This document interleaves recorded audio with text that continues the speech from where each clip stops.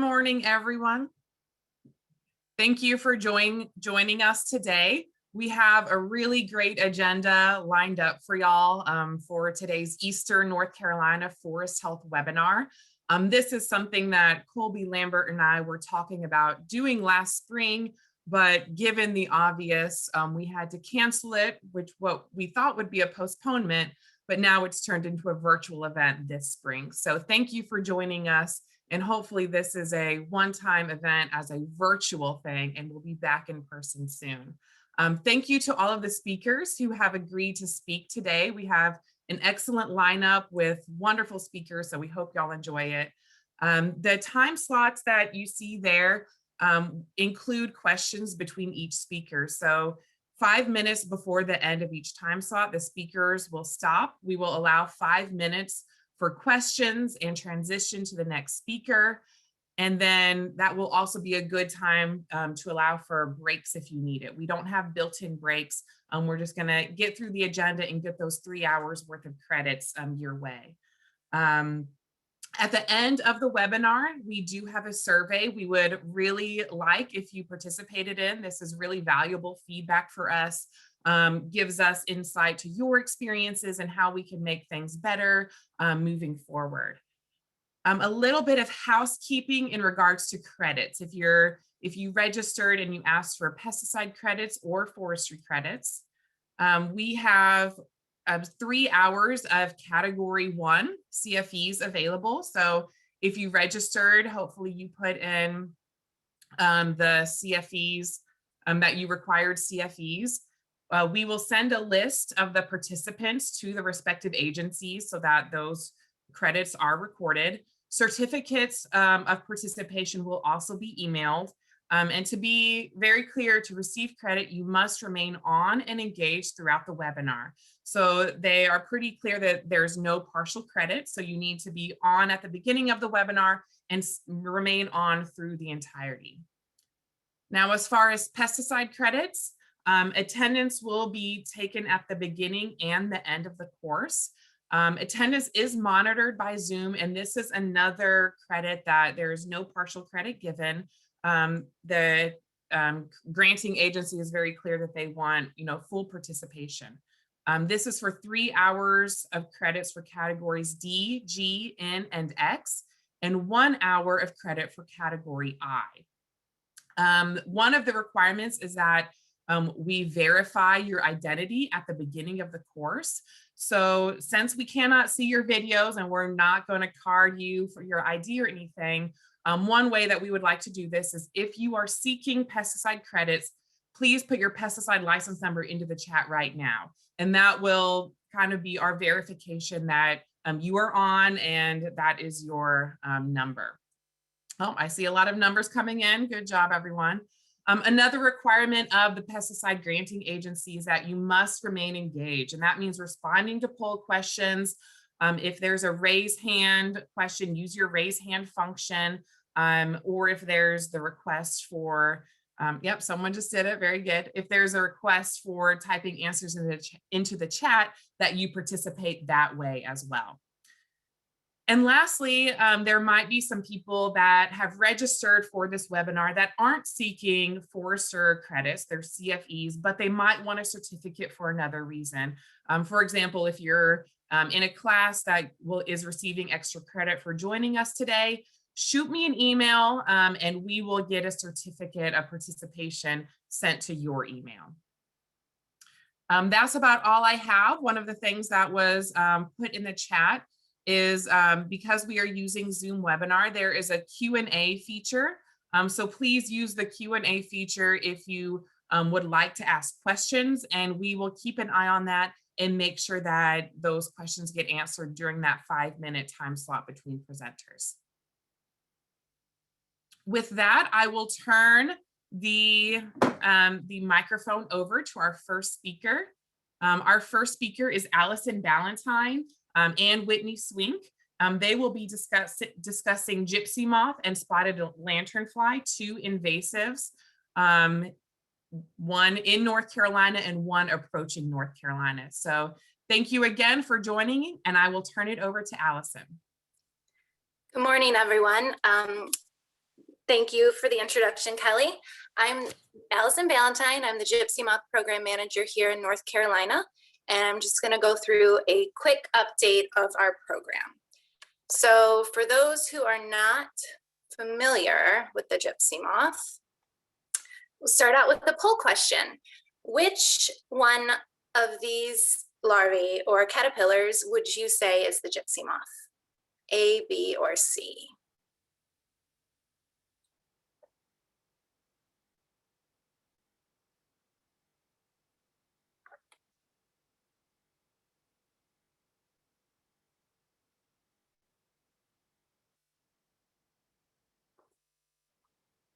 And Kelly, do I just...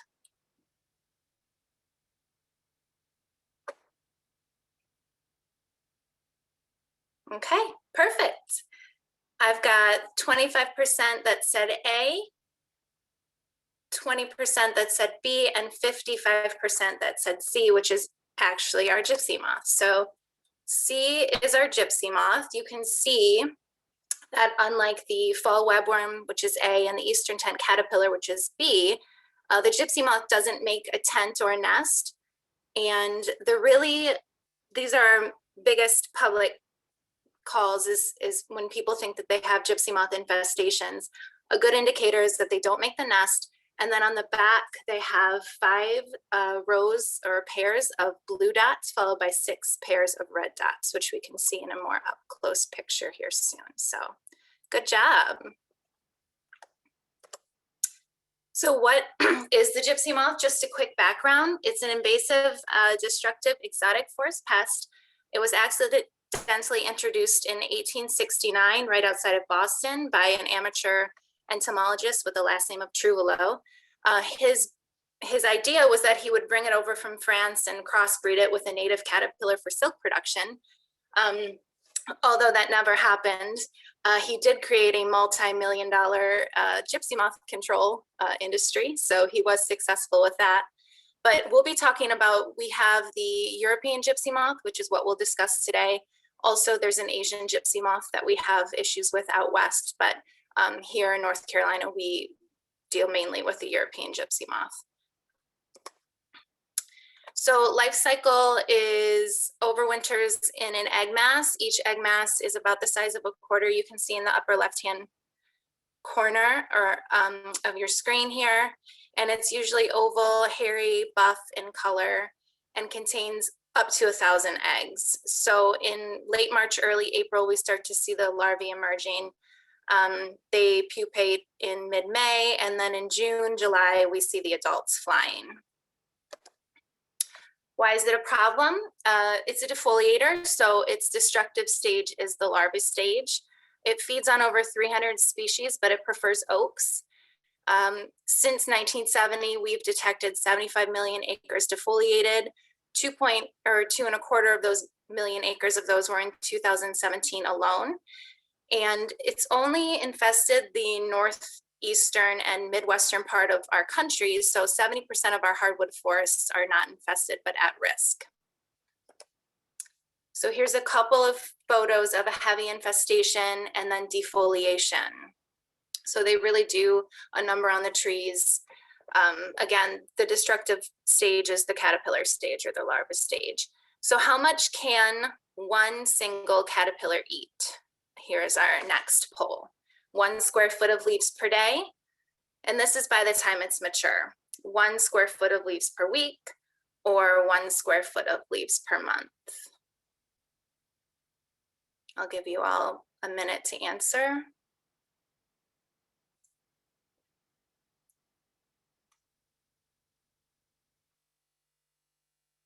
And I think we've got about 20 seconds until we answer. Okay, so you all got the right answer again. A is the correct answer, 1 square foot of leaves per day, and 62% of you answered that. So if we have one egg mass containing up to 1,000 eggs, we clearly have a problem in reproducing or high population areas. So what are we doing to help here in North Carolina? We have a trapping program, a treatment program, and a regulatory program. I'll just touch base on the regulatory program. It has to do with compliance agreements, people moving regulated, usually it's the logging industry, in and out of the quarantine area. But our trapping and treatment program, I stole a map from Minnesota here because it was a good one. So our dark blue area is our quarantine area. So infestations throughout that area. And then the lighter blue area along the edge, the leading edge of the gypsy moth population, is the slow the spread action area. So the Slow the Spread program is a federal program that was funded in 2000, and we work along with them to do trapping and treatment here in North Carolina. So the shaded area in North Carolina down at the bottom of this map is the Slow the Spread area where it's funded by that program. We work along with 10 other states and along the edge of the gypsy moth population all the way into Minnesota. So this is a depiction of projected gypsy moth spread with and without the Slow the Spread program. Since it's been funded in 2000, it's knocked the natural gypsy moth spread down from 13 miles per year, and it's knocked it back to about 3 miles per year. So you can see on this map that the Slow the Spread program is a very, very effective program. So we trap the entire state. The northern part of the state is funded by Slow the Spread, and then the white portion of the state, the southern part, is funded by APHIS. So we usually set anywhere between 17 and 20,000 traps a year, and then at the end of the year, we pull the traps. The female moths don't fly, so we just look for male moth counts, and you can see here on this map, these are 2020 catch numbers. We take this information, we sit down with the Slow the Spread program, and then we decide where we will treat the next or the following year. So here you can see these red areas are basically where we're making treatments next year. What kind of treatments do we use? There's 2 different types. The mating disruption is used when the moths are flying because the female doesn't fly. It just basically saturates the area with the female pheromone so the male cannot locate her to mate. It's applied airily. We use an organic product called Splat, Gypsy Moth Organic. They like to call it GMO, which confuses a lot of people, so I just try to say the whole name. But basically, it's applied by low-flying aircrafts and when they're mating. So it's specific to the gypsy moth only, so there's no ill effects to other organisms, which is a great thing.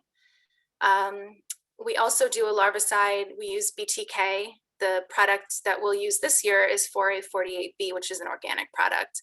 And then we have to apply this when the caterpillars are feeding, usually around the second instar, and then another application about a week, maybe 5 to 7 days later. Everything's applied by aircraft. The BTK is applied by helicopters. So this is our 2021 treatment plan. We have one 450-acre treatment planned on the coast in Dare County near Cape Hatteras. And then we have 4 other aerial mating disruption treatments. 3 of them are out west, and then 1 is in the northern part of the state near the Virginia border, which is where our big population is. But we usually treat up there, but we have a pocket out west that we think maybe came in through some cabin rentals or camping out there. That's the only pathway we can find, but we're looking at 7,655 acres of mating disruption treatment this year, and then the 450 of BTK. But that's all I have. Does anyone have any questions?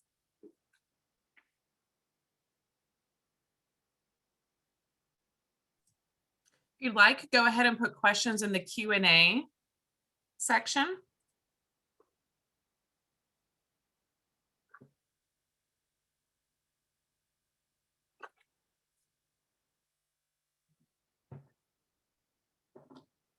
All right, Allison, we have a question. Who monitors the traps, contractors or agency? Both. In the STS area, we hire contractors with those funds. And then in the state APHIS funded area, we hire temporary employees through the state. Great. Another question. Could you show the map again? Could you go back on your slides and display Sure. that? And I have maps of all the treatments too. I just didn't know if I'd have time for that. Let's see here. The catch map.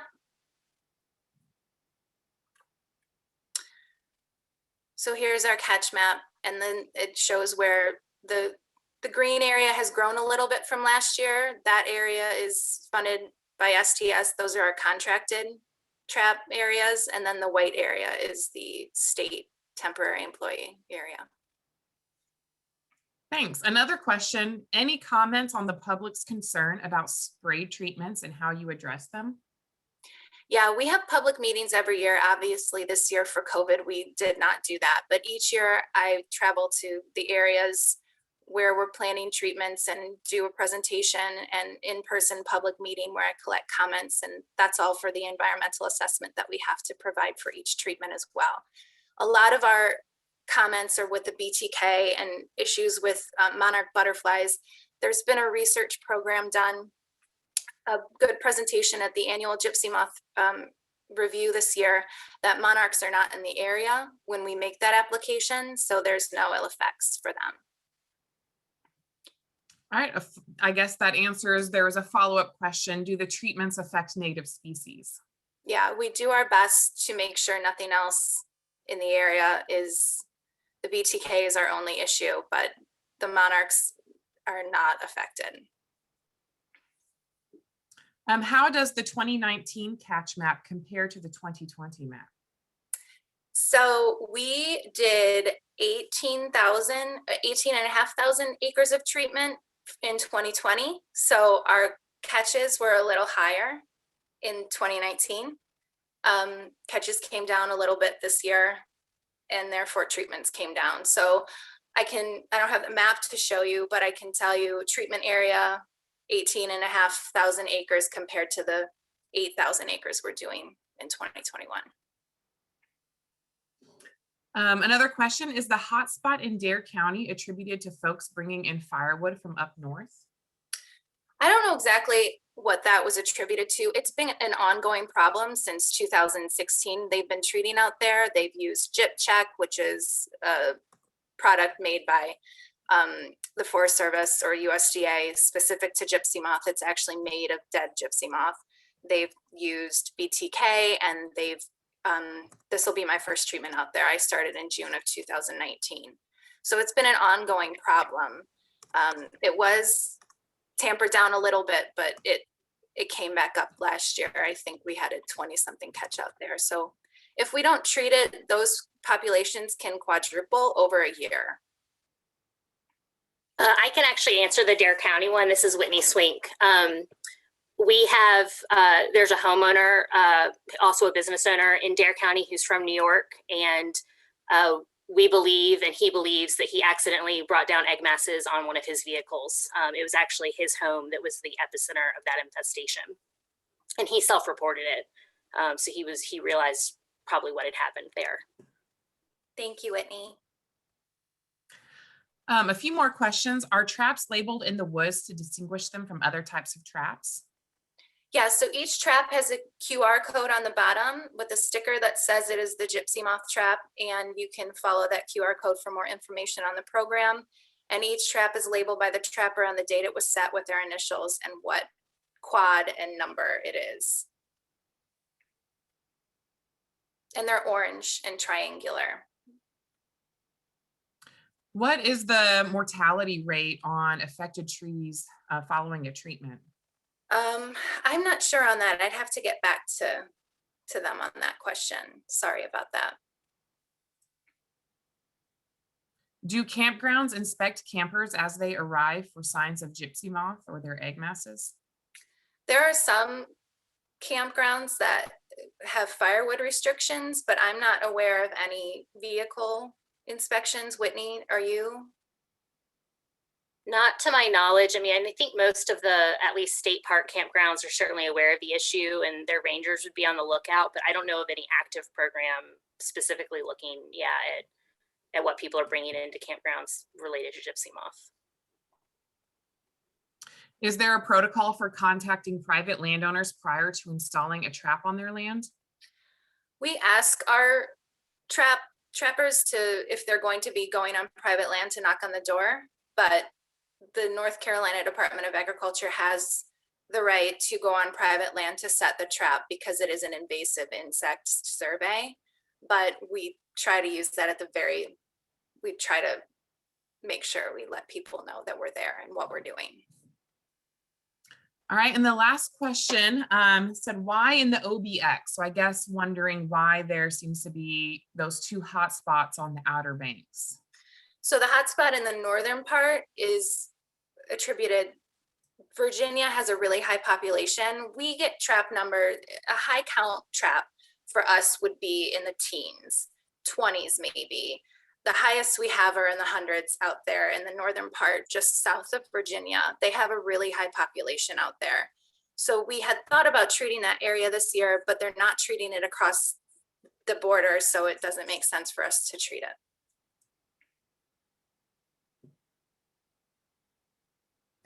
Everything that you see, my maps, all this information is public. It's on the the Slow the Spread program website, which is gypsymoth.org.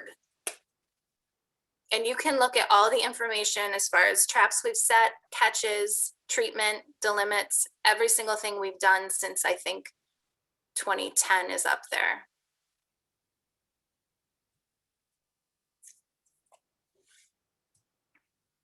I think that's all the questions that I see. If you continue to have questions, please feel free to email myself and I'll get up with Allison, or I'm sure Allison would welcome questions that come her way as well. But now we are going to switch gears and talk about an invasive that is not yet here. And so Whitney, if you would take over and talk about any updates related to spotted lanternfly. Bill, my presentation started on the wrong slide, so give me 1 second to figure out what's going on here. There we go. Okay. Good morning, everyone. So yes, as Kelly mentioned, I'm going to talk today about the spotted lanternfly, the big looming threat on the horizon for all of us. So before I get started, I'm just curious how many people here today have heard of spotted lanternfly before? And I think a poll question will come up for this.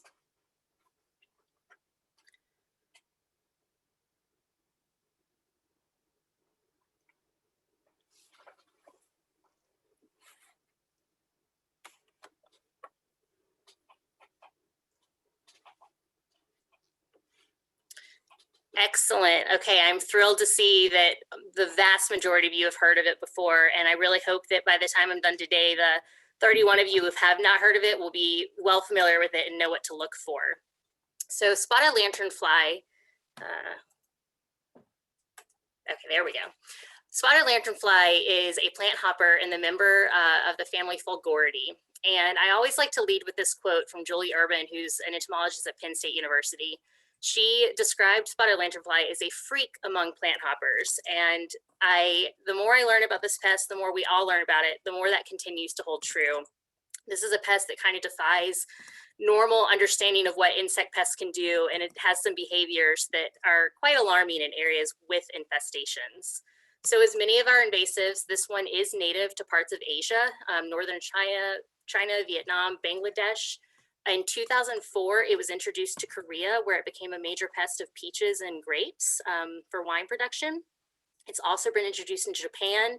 And then of course, sadly here in the United States, it was first detected in Pennsylvania in 2014. And as of this, basically right now, there are now known infestations in Connecticut, Delaware, Maryland, Ohio, Pennsylvania, New Jersey, New York, Virginia, and West Virginia. So this pest is definitely spreading. It's univolting, which means it only has one generation per year, but it has a very, very broad host range, and that's a big part of the concern for this pest. So going into the life cycle, worth noting, the date ranges that you see on this life cycle pertain to Pennsylvania. So if the pest, once it establishes here, will probably be 30 to 60 days ahead based on just how much warmer we are here. So you can kind of adjust as we go, but they overwinter in the egg stage. And the egg stage is the stage that is of most concern. Actually, similar to gypsy moth, they will lay their eggs on anything. And the eggs are very small. They're about the size of a quarter. Well, the egg masses, excuse me. And each egg mass contains roughly 35 to 50 eggs. So you see in this middle photo here, they kind of have like a smeared mud appearance, or I sometimes describe it to people as looking like silly putty. And with that photo, you can sort of see the eggs appearing out the top. And then this photo on the right, those are what hatched eggs look like. And this is quite zoomed in. And so one of the struggles is how heavily camouflaged these egg masses are. They'll lay their eggs, as I said, on just about anything, but one of their behaviors that's frustrating for us is they tend to like to lay their eggs higher up on trees. They did a study in Virginia where they cut down infested trees and measured where the egg masses were being laid on a percentage scale, and they found that 85% of egg masses were laid 9 meters or higher on trees. So detecting these egg masses and getting rid of them is quite a challenge. As Allison mentioned in her talk, gypsy moth egg masses are also of heavy concern. And here you see in this photo, a spotted lanternfly egg mass laid almost directly on top of a gypsy moth egg mass. So they're roughly the same size, but very different insects. And here you can see a female adult who's probably just laid this egg mass and she's going on her way. They will hatch into nymphal stages. This usually occurs in the spring here in North Carolina. It could happen as early as March. The first instar is very tiny. I wouldn't expect people to ever really see this and recognize it for what it is. They look almost tick-like, but they're plant hoppers, so you hop away. The second and third instars, just the same. They're black, they're kind of nondescript, slightly bigger. But the fourth instar, this is the stage I would start to expect people to really recognize in the field. So this is 1/2 inch in size, bright, bold red with polka dots on its back, and it's starting to develop its little wing buds, as you can see here. And we would expect this to occur probably late May to early June here in North Carolina, maybe mid-June. And then the adults, this is the phase that really is eye-catching for most people. Spotted lanternfly are actually quite large insects. They're 1 inch from nose to wingtip. They're poor flyers, and so if you see them, you're more likely to see them with their wings held back in this top photo position, but occasionally you could see it with their wings spread as they're moving from tree to tree. They do, when their populations get high enough, go through a swarming phase. This will occur in late summer to early fall, and they'll be just hundreds, if not thousands, swarming up in the air, kind of going from tree to tree. It's a pretty eye-catching thing to happen. So why do we actually care about this pest? What's the big deal? Well, I mentioned the host range is a big concern. There's a ton of things. So the feds I want to say this was 3 years ago, issued a $17.5 million emergency fund to combat this pest, but that was shared among all the affected states. So as you can imagine, $17.5 million, it sounds like a lot of money, but spreading it among states, it did not go as far as we'd hoped. There's also a ton of state resources and business resources being spent, time and money. One really alarming stat that I always share with people, vineyards that have been affected have seen a 271% increase in pesticide costs just for treating this insect on their grapevines. Environmental impacts, maybe too early to tell, but when you've got increased pesticide use, you've got plants dying, understory growth dying back, it's affecting, getting into people's yards, covering their homes with mold. Lots of things can become a problem down the road. So maybe too early to tell what long-term impacts will be, but I fear it will not be good for anyone. Human impacts, one of the big ones is lowering property values in areas with infestations. In addition to causing problems on plant life, they will also get on homes, and they produce copious amounts of honeydew, which I'll show a video of in a few minutes. And this honeydew is essentially sugar water. And so when that sugar water is getting kind of dripped all over your home, mold can grow. And people, tell stories in Pennsylvania. It'll be a beautiful sunny day in the summertime, and you want to sit out and enjoy your deck. But if you have a spotted lanternfly infestation, it will seem like it is raining on you, and it is literally them just excreting that honeydew, that sugar water, all over your home, your things in your backyard. It's a very gross, and the smell is horrendous. The descriptions I've heard of the smell, it's essentially just fermenting sugar water all over the place. They're getting in residential areas, they're getting commercial areas, and also the sugar water is attracting stinging insects. Then you have a new problem with wasps and hornets coming in that wouldn't necessarily have been bothering you before. In terms of commodities affected, these are the big ones. So fruit trees are affected, apples, peaches, cherries. You can see in this lower photo, here's an apple orchard, and every single one of these, it's not very zoomed in, but those are all adults just covering these apple trees.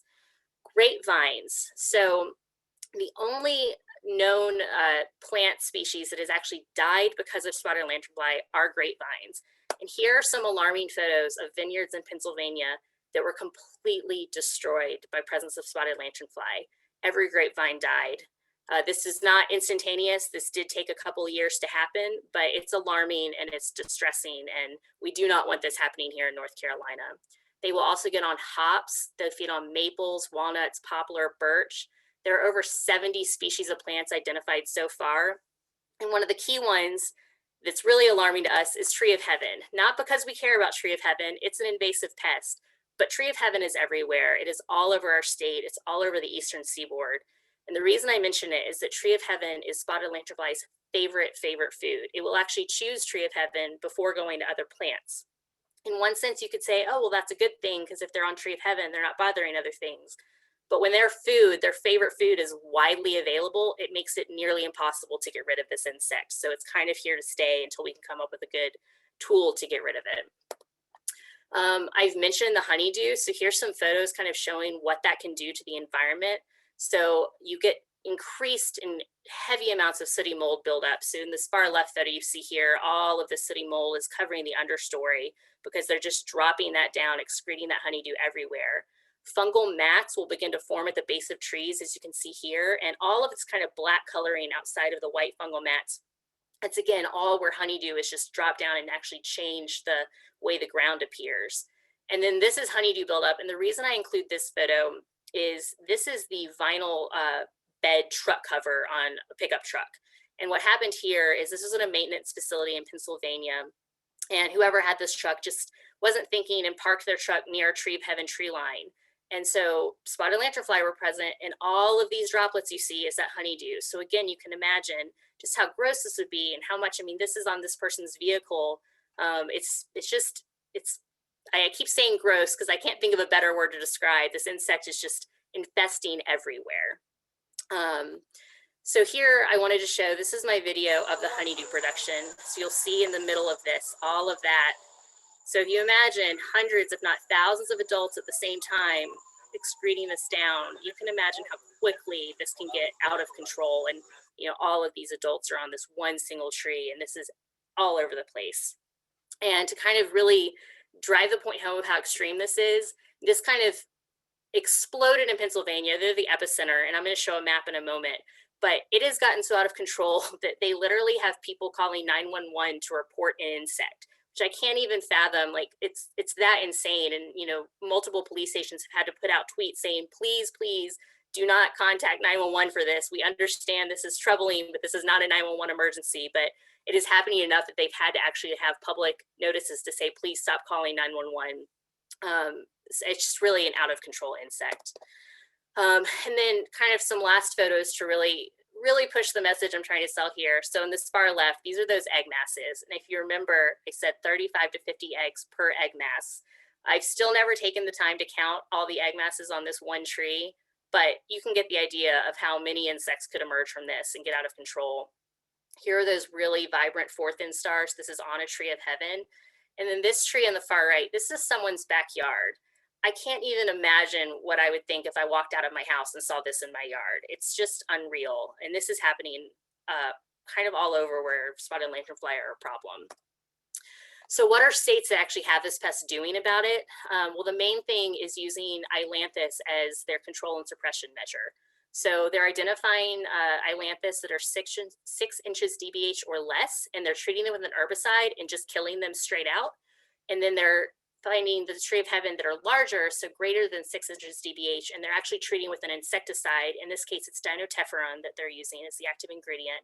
And because tree of heaven is so highly attractive to spotted lanternfly, the idea is they'll come to these trees to feed, preferring these trees over other trees that might be available, feed on them, and then die. This is working, but unfortunately, it's not enough to actually eradicate. I mean, control and suppression is where we're at, and I sadly think eradication, that ship has sailed.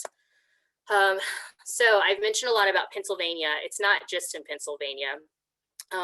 You can see here, I mentioned in the beginning, there's at least 12 other states where spotted lanternfly has been intercepted. If you look at this map, if a county is highlighted in blue, that means that there's an active, known reproducing population of spotted lanternfly. If you see the purple dots on the map, and we actually have 4 of these dots here in North Carolina, those are considered regulatory incidents. And it means that maybe a single dead adult was found or a couple dead adults, but there's no evidence of an actual reproducing population. And I'll really quickly speak to these ones here in North Carolina because it is scary that we have 4 of them already, and they're actually on kind of our southern end of the state. So one of them actually came in on a plane. An airplane mechanic reported to finding a dead adult inside the cargo hold of a plane. That's the one in Mecklenburg County. Thankfully, when consulting with Pennsylvania and other affected states, they can travel via plane, but none have been shown to survive the flight so far, which is good news, but still alarming that they are making it onto airplanes. Our Buncombe County one was reported to us by a business owner who had purchased supplies he needed for his business, and they happened to ship from the Pennsylvania quarantine, and he found a dead adult on his one of his pallets. Thankfully, we surveyed, we're certain it was one dead adult, but it really shows how easy that pathway is. I mean, anything coming out of the quarantine or these affected areas could have a life stage of spotted lanternfly. They're really, really, really good hitchhikers, not just the egg masses, you know, the instars, they're really good at clinging onto things. Even the adults sneak in.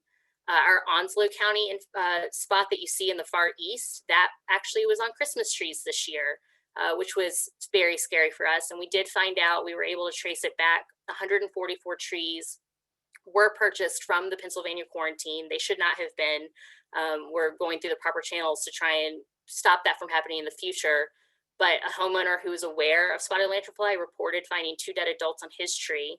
We did a big outreach boost to try and let people in the area know, please look for this pest. If you think you've seen it, call us.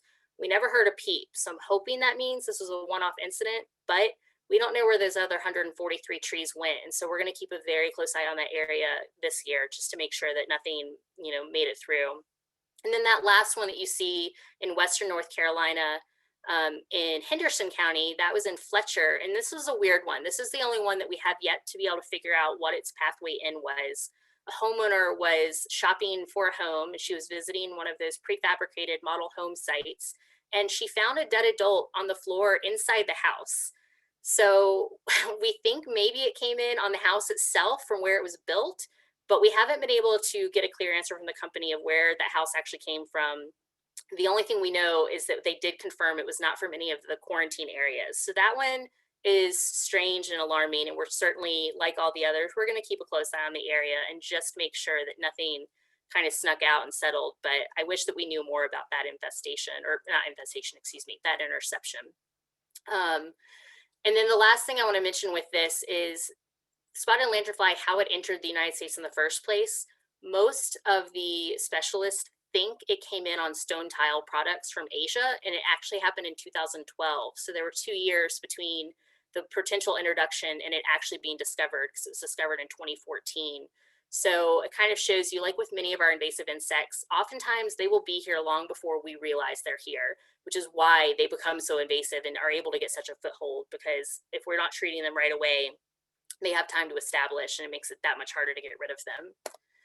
In terms of reporting this pest, we ask that you use our badbug@ncagr.gov email, and that goes directly to me, Allison, and one of our staff members. We ask that you, if you think you've seen it, even if you aren't quite sure, I don't mind getting any pictures of insects that might potentially be it, egg masses, the early instar or nymph stages, or adults.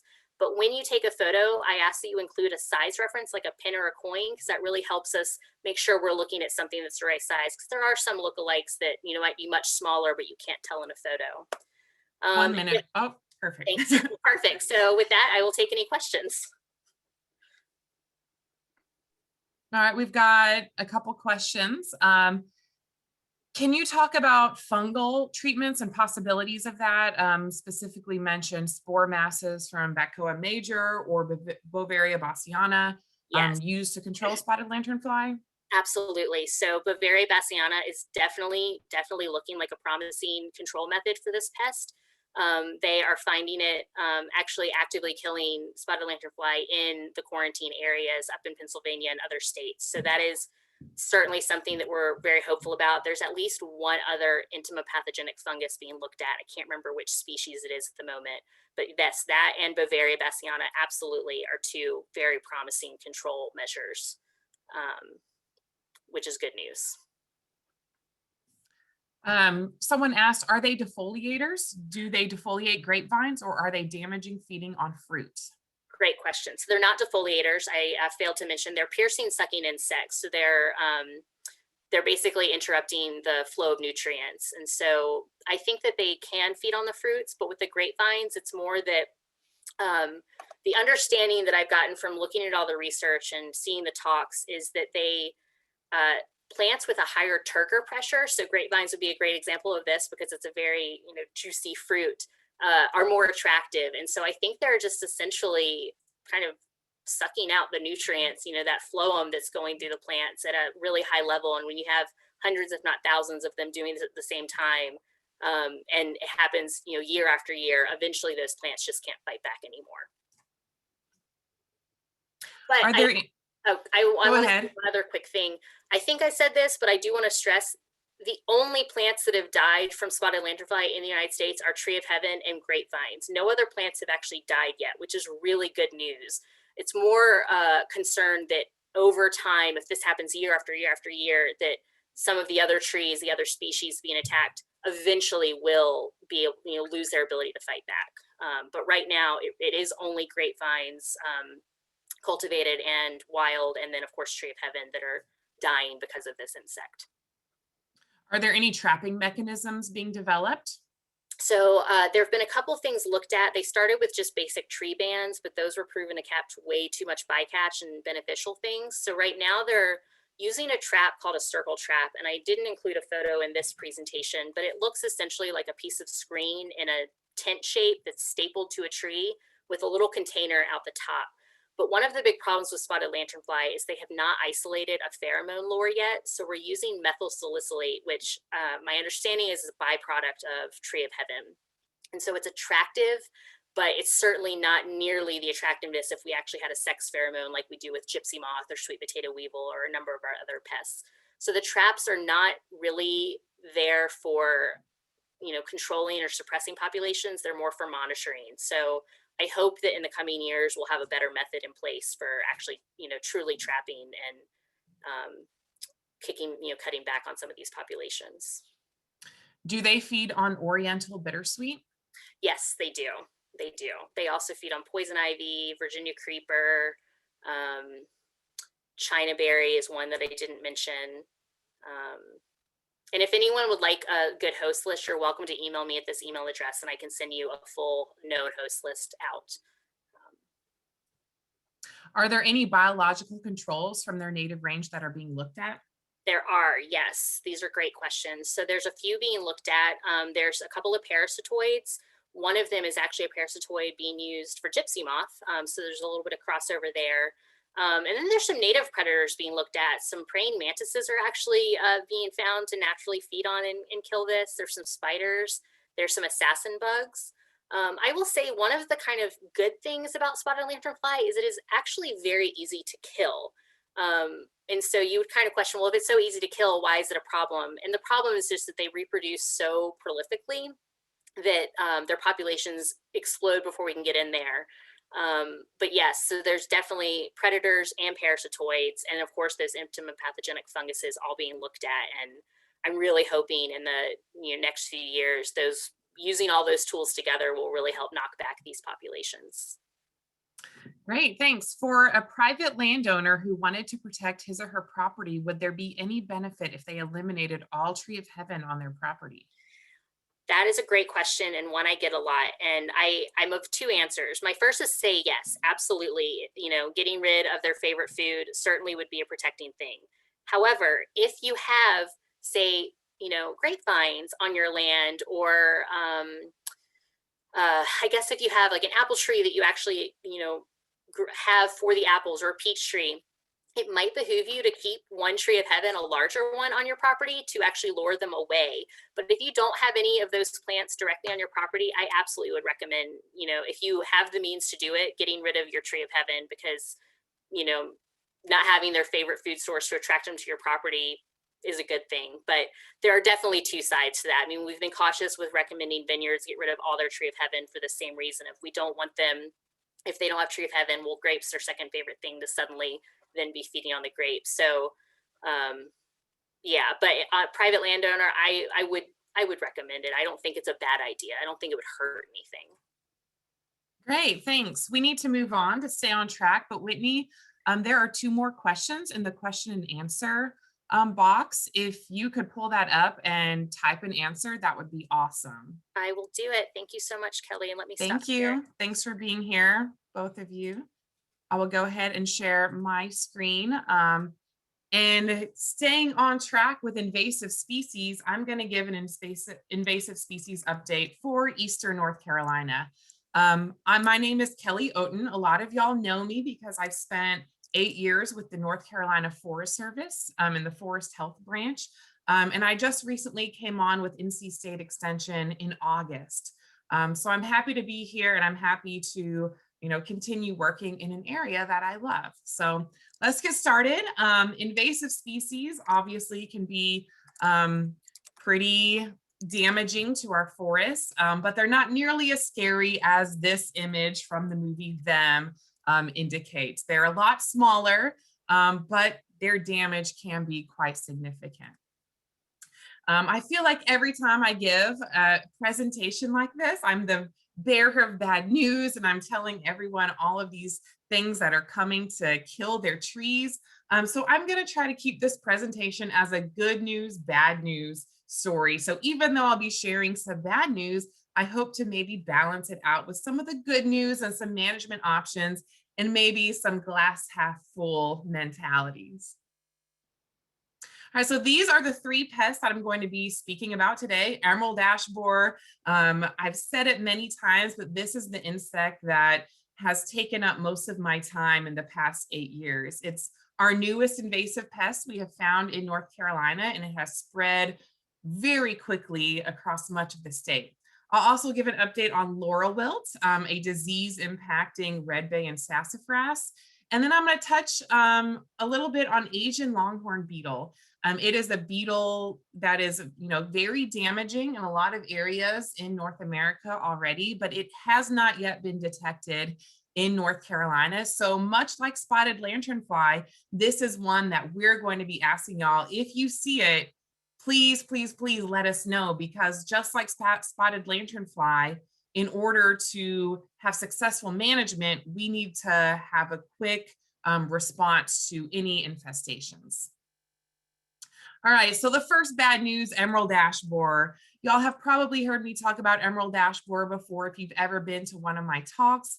The bad news, it is continuing to spread. They attack all species of ash in North Carolina, and in North America too, but in North Carolina, that includes 4 different species: green ash, white ash, pumpkin ash, and Carolina ash. And they are also known to attack white fringe tree, which I just realized I misspelled. Chionanthus virginicus is the species name for that. We have only detected it on 1 individual specimen in North Carolina on white fringe tree. So it is not that common of a secondary host, but as the infestation spreads, we may be seeing it more and more as the ash disappears. It may show up on those beautiful ornamental trees that a lot of people like to plant. It is currently known to occur in 61 counties in North Carolina. We first found it in Granville County in 2013. We were actually checking traps in the area. So congratulations, Granville County, not an award that you want to have. And as you can see in this map right here, it has already done a really good job of spreading to other states. So quick poll question.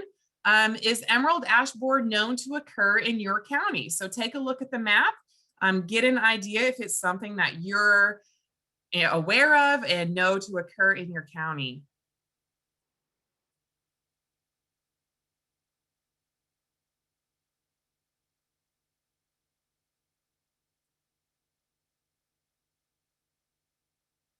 Getting some good results here. Wow, surprisingly, almost half and half there. But I guess it makes sense that since this is targeting the eastern part of the state. Very good. So if you are in a county that already has emerald ash borer, keep an eye out for it. Be prepared to, answer questions or make your own management decisions. And if you're not in a county that has emerald ash borer, keep an eye out for it so that you can report it. All right, here's the offending beetle, this tiny little beetle in the palm of my hand here. This is actually the very first emerald ash borer we found in North Carolina years ago. We miraculously caught it as it was emerging from an ash tree. So kind of cool timing there, and something I've never done since. So pretty fascinating. But even though it's not a very big insect, I mean, really in the world of insects, it kind of is. It causes a lot of damage. So this is an aerial photo that I took when we were doing a survey for emerald ash borer. This was before emerald ash borer was ever detected in North Carolina. And you can see all of these white gray trees right here. These are all ash trees that have died in that riparian zone along the Stanton River in Virginia. This is another image showing the devastation it can cause in more of a pure stand, not entirely pure, but something that we don't have a ton of here in North Carolina. And it has already caused millions and millions of trees to die in the Midwest and Northeast, and now as it's invading the South. It's also a problem in urban areas. This is an image from Ohio, where you can see streets that are lined with ash trees now suffering extensive mortality as a result of emerald ash borer. When Dutch elm disease came through years ago and killed a lot of the elm trees, a lot of areas replanted street trees with ash, and now it's happening all over again. So you can see how it can be a major problem in not just forest settings, but urban settings as well. This is a map showing where emerald ash borer has been detected so far on the national scale. One of the interesting things that you'll notice is that it can pop up hundreds of miles from the nearest known location. It has happened several times. It has even happened in North Carolina, where it's popped up in these remote locations, and we are left scratching our head as to if it was a natural spread or accidentally spread by humans and firewood or infested material. All right, so how do you identify the emerald ash borer? It's about 1/2 inch long. As the name suggests, it's a metallic green color, but it has a bronze head. The diagnostic character, if you're unsure, if you happen to catch one, pry up the wing covers, the elytra, and you'll see the actual abdomen is kind of a reddish purplish metallic color. The larva is cream colored. They only exist under the bark. So if you suspected an infested ash tree, you would have to pry up the bark to find these. They're up to 1.5 inches long, but the diagnostic character here is each one of the segments is bell-shaped. So you can see one of the segments here and how towards the end of that segment, it flares out much like a bell. Signs and symptoms, you see canopy thinning in the canopy of the tree, thinning, dieback. You might see epicormic sprouting from the main stem of the tree. Increased woodpecker activity. Woodpeckers love to eat emerald ash borer larvae. So as a result, you'll see the bark flecked off of trees like that. You might also see vertical splits in the bark. And right here, you can see the actual galleries of the emerald ash borer underneath the bark.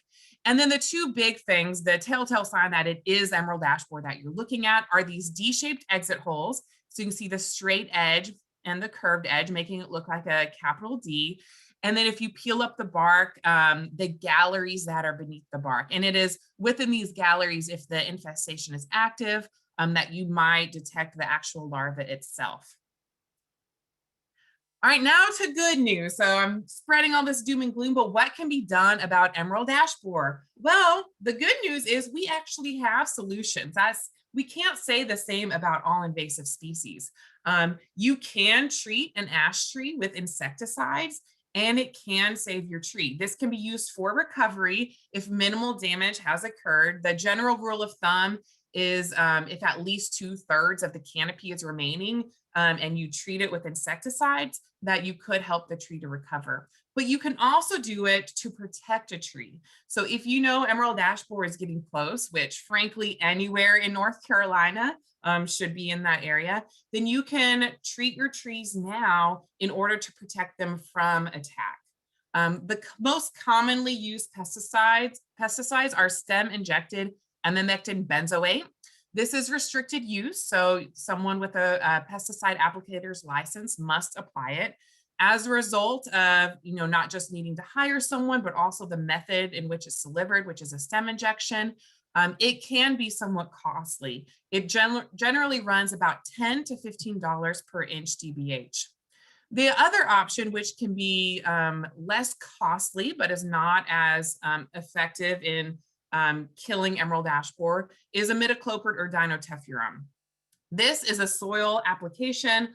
It is often applied as a soil drench, but this is something that homeowners or landowners could do themselves. It is a much cheaper option. However, it only lasts 1 year. This would have to be an annual application, whereas emamectin benzoate lasts 2 to 3 years. And just as a heads up, there was a proposed Pollinator Protection Act introduced into the state legislature here in North Carolina. And if that is passed, then that would make neonicotinoids, which imidacloprid and dinotefuran are both neonicotinoids, it would make them restricted use pesticides. So just a heads up, if that does happen, then that would take imidacloprid and dinotefuran off the table for just your typical landowner who does not have a pesticide license. Here's a photo showing one of the systems that can be used as a stem injection. You basically put these little plugs in the tree, and it's kind of an IV system. It takes, a considerable amount of time for the tree to actually uptake it, but it is distributed across the canopy up into the different branches and protects it. And you can see in this photo right here, the tree on the left was protected with a stem injection and the tree on the right was not. And you can see the obvious difference between the two there. Another option when it comes to emerald ash borer is tree removal. Now, if you're trying to protect your forest resources, this may not always be the best option, but it can reduce emerald ash borer in the area. This is from an operation that the North Carolina Forest Service was involved with. I was involved with when I was with the North Carolina Forest Service. This is an infestation that popped up about 90 miles from the nearest known infestation. And at the time, we thought it was this random remote population. It was about half a mile from a campground. We thought maybe someone brought it in on firewood. And so the decision was made to remove all of the ash there. About 7 acres of pure ash were cut. Amazing operation, professionally done by the Forest Service. And can be quite successful in reducing emerald ash borer, but obviously also reduces your ash in the area. This is an approach that is often used by urban areas as well if they don't have the support to chemically treat municipality-owned trees. So here's a photo from New York, and these are ash trees lining a street. The story with this is that the homeowners were not told that the decision to remove the trees was made. And so in this situation, they basically came home from work one day to this, all of the ash trees along the street removed. And if you need to look a little closer, that lamppost right there is that same lamppost right there. So you can see, even though you no longer have emerald ash borer, it makes a huge impact on the urban forest. It makes a huge impact on that community. But hopefully they go and replant with diverse species so that this doesn't happen again. Another thing that we are looking into is biological control. This is something that is not available to private landowners just yet, but state cooperators are working with a national biological control program. To date, we've released over 90,000 wasps in North Carolina. I currently have a graduate student working on this very project and trying to maximize the efficacy of releasing these parasitoids in North Carolina. Much of the research revolving around biological control of emerald ash borer has occurred in the Northeast or the Midwest of the US. And so we're starting to better understand how these wasps respond in a southern climate. And another heads up, as of mid-January, the federal quarantine that was regulating emerald ash borer and ash material has been lifted. So previously, the infested counties were under quarantine where you could not move regulated material outside of the quarantine zone. And on this map right here, the quarantine zone is marked by this blue line. So it made it difficult for, some firewood companies, anyone processing ash material, but that has been lifted. It's not necessarily a giving up, but more so an issue of concentrating resources to other aspects of emerald ash borer management. All right, so at the end of the day, what can you do other than keep an eye out for emerald ash borer? Well, as with a lot of invasive species, we always encourage the use of local or treated firewood. So here's another poll question. What is the recommended distance that we recommend firewood be moved to reduce the spread of invasive species? There's a general rule of thumb out there. I mean, nothing is perfect, obviously. I like the answers coming in so far.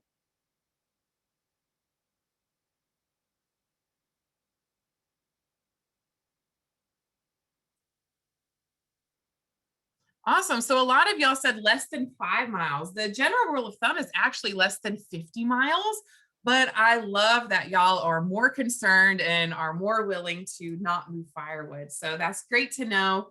Again, the general rule of thumb for untreated firewood is to burn it within 50 miles of where it was cut. Obviously, the shorter distances that it's moved, the better.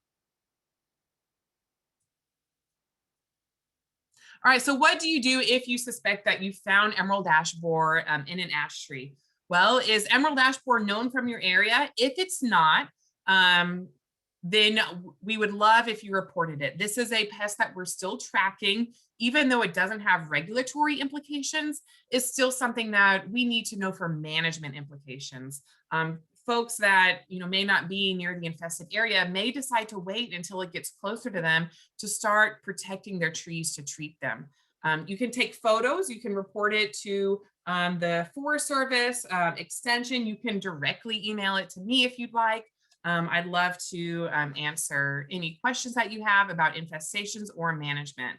And as a reminder, along the lines of don't move firewood, don't move samples either. The last thing we want is someone transporting an infested log through areas that does not have it yet and accidentally move it to new areas. If emerald ash borer is known from your area, then it's time to consider management options, whatever they might be. Consider the situation and what's the best fit for the property. All right, the next bad news is laurel wilt. This is an invasive issue we have been dealing with for quite some time. It is a disease caused by a fungus spread by a small ambrosia beetle, the red bay ambrosia beetle. Essentially, the small beetle attacks red bay trees, primarily red bay, but also sassafras. And when it does so, it creates galleries, but instead of feeding on the wood of the tree, it actually implants spores of this fungus.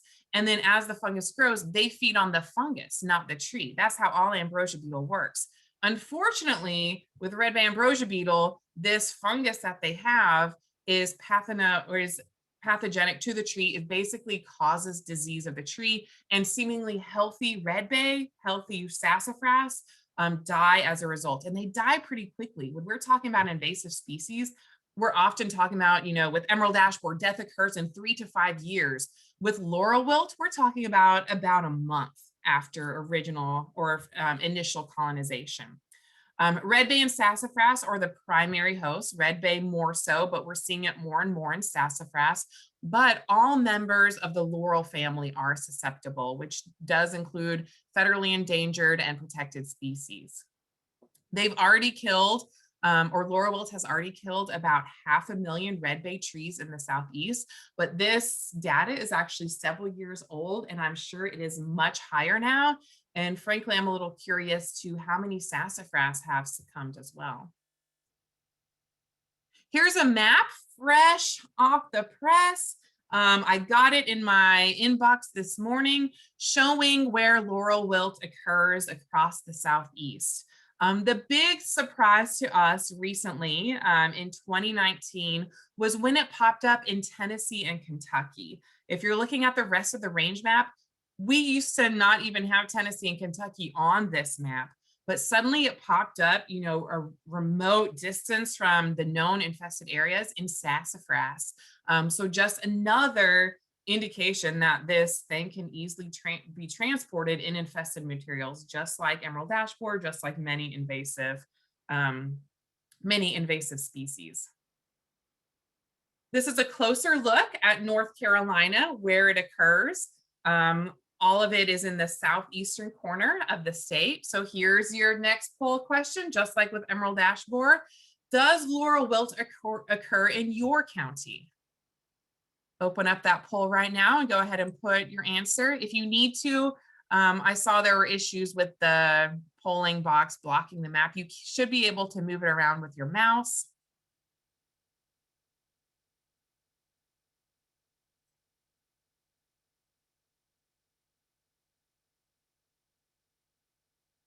Awesome. So the majority of you live in areas where laurel wilt has not yet been detected.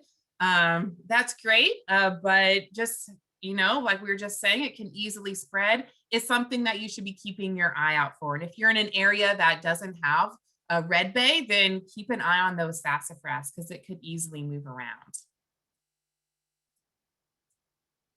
All right, signs and symptoms. The name laurel wilt, as you can probably assume, the leaves wilt. On red bay, they are retained for quite some time. So that's actually pretty helpful with diagnosing laurel wilt. You can see on the canopy here. This is the beetle, the red bay ambrosia beetle that vectors the pathogen. And once you peel up the bark, you'll see vascular streaking. So this really dark streaking in the vascular tissues of the tree is a pretty good sign that that's laurel wilt. Whenever we find it in a new county, the North Carolina Forest Service Forest Health Branch will take a sample to the Plant Disease and Insect Clinic at NC State, and they will have it verified by a lab. So that's the first detection in a new county. And then from there, we do continue to track it. Signs of ambrosia beetles themselves are frass toothpicks and small exit holes. Now, what I mean by frass toothpicks is as the beetle bores into the tree, they are chewing up tissues of the tree and pushing it out. So if it's a fresh infestation, you may see these toothpick-like things coming out of the tree perpendicular to the stem. So kind of an interesting thing that ambrosia beetles do, but obviously if a windstorm or rainstorm comes along, it could easily remove that evidence. So look for that wilting foliage and that vascular streaking. The good news, well, I don't have a ton of good news, unfortunately. You know, obviously red bay and sassafras, you know, aren't really important timber species. They're more ecological species. So as a result, it's not really that effective to go through and do treatments. There's nothing that's really being done on the ecological level. They have looked at, you know, some things and they just haven't panned out. The good news, which isn't necessarily for us here in North Carolina, since we don't have avocado groves, but if you like to enjoy avocados, and maybe this is good news, because avocados are in the laurel family, they can also be attacked by red bay ambrosia beetle, but there are systemic fungicides that are available to protect them. They actually use a pretty cool system where these dogs are capable of smelling out the pathogen before symptoms even appear on the tree. It's really fascinating. Got to see a demonstration of it 2 years ago, and it was just amazing that these dogs could smell out the pathogen so soon. But as a result, if they detect it quickly, then you could administer these fungicides to the tree before symptoms develop and save the tree. And as always, because this is an invasive species that can move around in infested material, please do your best to try to reduce that movement. All right, my last bad news insect of the day is the Asian longhorn beetle. As the name implies, it is native to Asia. It was first detected in the US in Brooklyn in 1996. It has since been found in these pop-up areas. It doesn't seem to spread locally, and part of that is because there's a really aggressive eradication program, which we'll talk about in a second. It is not yet found in North Carolina, but last summer it was detected in South Carolina for the first time, and that's the closest it has ever been detected to North Carolina. The previous closest infestation was in Ohio. The problem with Asian longhorn beetle is it does have a pretty wide host range, but its favorite by far are maple trees, and of the maples, its favorite tree is red maple. About 99% of the infested hosts in South Carolina are red maple. And if you are familiar with North Carolina forests, you should know that red maple is the second most prominent species in our forests. So if it was introduced to North Carolina, it could cause major havoc on some of our systems, not to mention the urban forest, because so many people, including myself, love to plant red maples for their fall color. All right, so here's what the beetle looks like. They're quite large, about 1.5 inches long. They're shiny black with these white spots. And one of the things to look for is on the antennae, you see the black and white alternating bands. The larvae themselves will be pretty deep in the wood. They're cream colored, they're legless. They can get pretty big for a larva, about 2 inches in length. You probably won't encounter this life stage. It's much more likely that the adult or signs of an infestation be reported. Which, speaking of, the signs and symptoms associated with the Asian longhorn beetle, you might see dieback in the canopy, sawdust at the base of the tree or in these little branch crotches, and this is from a result of the beetles boring in. You might also see oval egg niches. So when the female's about to lay her egg, she kind of gnaws this little niche in the bark, and she lays 1 to 2 eggs in each of those. And then when the egg hatches, the larva bores deeper into the wood. You might also see these round exit holes right here. They're about the diameter of a pencil. So some people use the pencil trick where if you have a pencil, you should be able to put it in that hole and it fits perfectly. This is a closer image showing where the eggs are laid, the adult beetle itself, and the havoc that it can cause within a tree. You can see that this is obviously not good for a maple or any of the other trees it attacks. You know, with emerald ash borer, we largely see them just staying under the bark, but Asian longhorn beetle goes much deeper into the wood of the tree. All right, let's talk about the South Carolina infestation a little bit. It was detected near Hollywood, South Carolina, which is just outside of Charleston. You can see on the map here where the star is where Hollywood, South Carolina is. Now that's pretty close. It's about 120 miles from our state line. They're not entirely sure how it got there. You know, obviously the Port of Charleston is pretty close. Sorry, I'm having trouble hearing. But there are a lot of people who come in vacation. There's a railroad in the area. There's an interstate in the area. There's a lot of ways that this beetle could have popped up there. And looking at some of the trees and doing dendrochronology, it looks like that infestation has been there for at least 8 years. Obviously, the longer it's researched, the more we will know, but that's a pretty long time for it to have gone undetected. And again, echoing the importance of, if you see something that indicates that it could be Asian longhorn beetle, please report it. The regulated area in South Carolina is a little over 72 square miles. And of all the trees that they have surveyed, almost 4,000 infested trees have been detected. And again, here's a picture showing the adult beetle, and obviously it is quite large. You can see it on someone's hand right here. Not something to be messed with. And the longhorn beetles, they have very long antennae going past the tip of their abdomen. The good news is eradication works. Asian longhorn beetle has actually been successfully eradicated on multiple occasions. Essentially what happens is as soon as it's reported, USDA APHIS descends upon the area. They do delimiting surveys, and once those are done, they immediately start doing eradication, which, you know, essentially it doesn't look that great.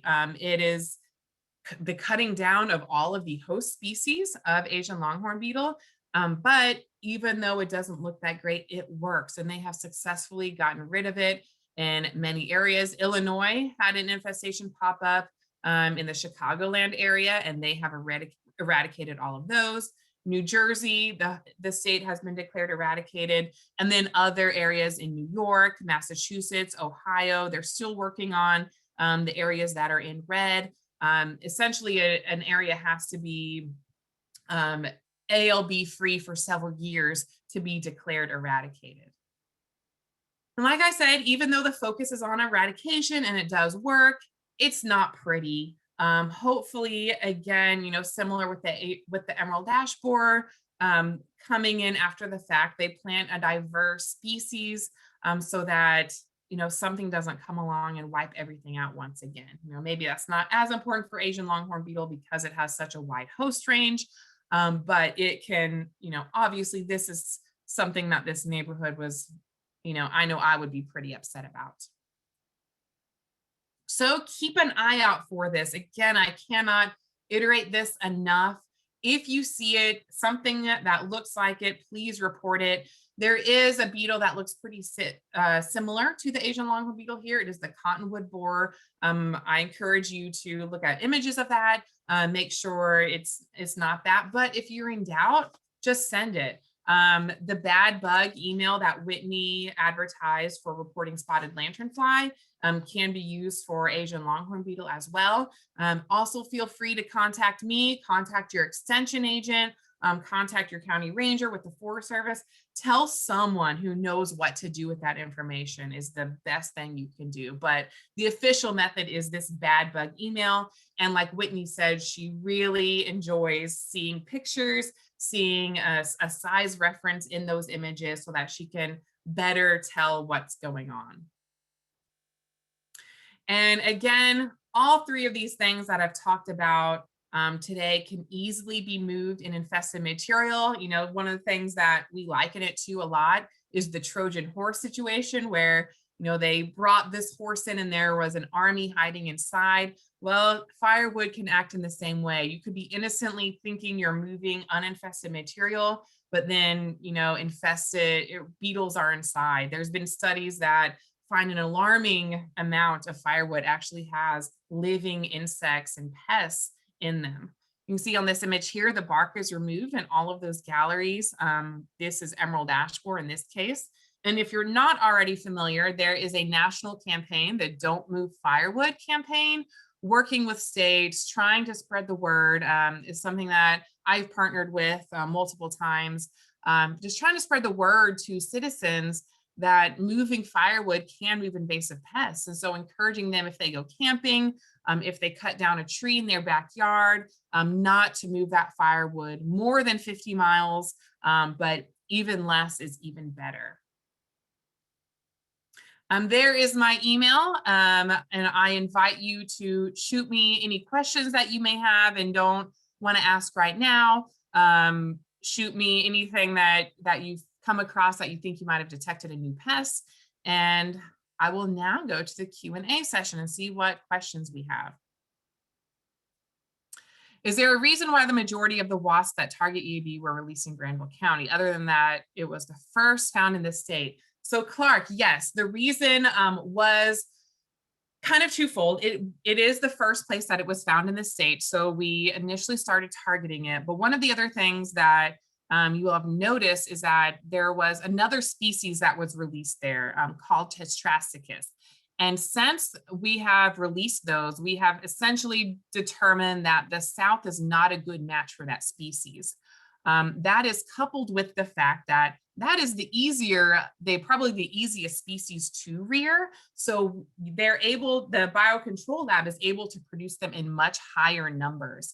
So because we were releasing more than the other species and that we were getting a lot of them, that's why the majority of them were in Granville County. But we are no longer releasing Tetracycus since it doesn't seem to do well in our climate. So that's why numbers have kind of gone down. All right, hasn't been documented on spice bush in North Carolina yet. Bruce, no, it has not. Not that I'm aware of. We have only seen it on red bay and sassafras. This is in reference to laurel wilt. Laurelwilt has only been detected on Red Bay and sassafras in North Carolina. Has the flooding over the last few years had any impact on these invasive species? Now, that is a really good question, Daniel. We don't know. We know that water stress is predisposing trees to other pests, so it wouldn't be, out of the line of thinking to think that that's occurring, but we're primarily seeing Ips beetles being the ones taking advantage of water stressed trees. I am not sure if anyone has looked at the flooding stress and whether that's causing trees to be more susceptible, but just with my base of knowledge, I would guess yes. I would guess any tree that's stressed is going to be more predisposed to pests. Is there a minimum DBH that insects will attack? Very good question. Previously, it was reported that emerald ash borer does not infest diameters of 1 inch or less, and that is not true. I've seen it myself in about 1/2 inch diameter tree, and just recently, Don Cipollini out of Wright State University in Ohio posted a picture where an emerald ash borer completed its life cycle on a white fringe tree stem that was roughly the diameter of a pencil. No idea how that emerald ash borer did it, but it did it. There's a D-shaped exit hole on a very small twig. So essentially, no, we see them in very small diameter trees. And in fact, the infestation pattern of emerald ash borer is to start in the canopy where the branches are smaller and then slowly work their way down. For ALB, what host species are cut down in neighborhoods? I think anything that is on that host's list. I'm not entirely sure. I don't think it is just red maple. I'm actually hoping to get down to the South Carolina infested area pretty soon. I know they've already started removing a lot of those trees. But the idea is to remove all of the host trees so that Asian longhorn beetle no longer has a host and is basically run out of town for all intents and purposes. Any comments on timing of EAB soil drench treatments? Is it still worth it if it's done outside of the preferred period of the year? Thanks, Sean. Yeah, so in general, the soil drench treatments can be effective anytime that the ash trees are actively transpiring. So the recommended timing is once they leaf out through the fall before they start changing color. But we actually recommend that it occur earlier in the year, maybe once they leaf out through the end of June. And that's simply so that the pesticides are taken up by the tree and can be effective more quickly against the infestation that would be occurring that year. So if you treated later on in the year, the tree may not be able to take it up as well, and it may not protect against the larvae that start infesting the tree that same season.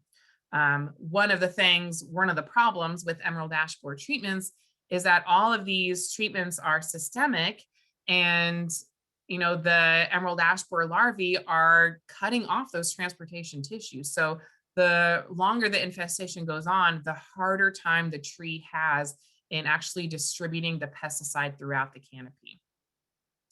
Have you seen Carolina and pumpkin ash bounce back from emerald ash borer? They tend to die back a lot from breaks due to flooding and reproduce off of stems less than a diameter in width.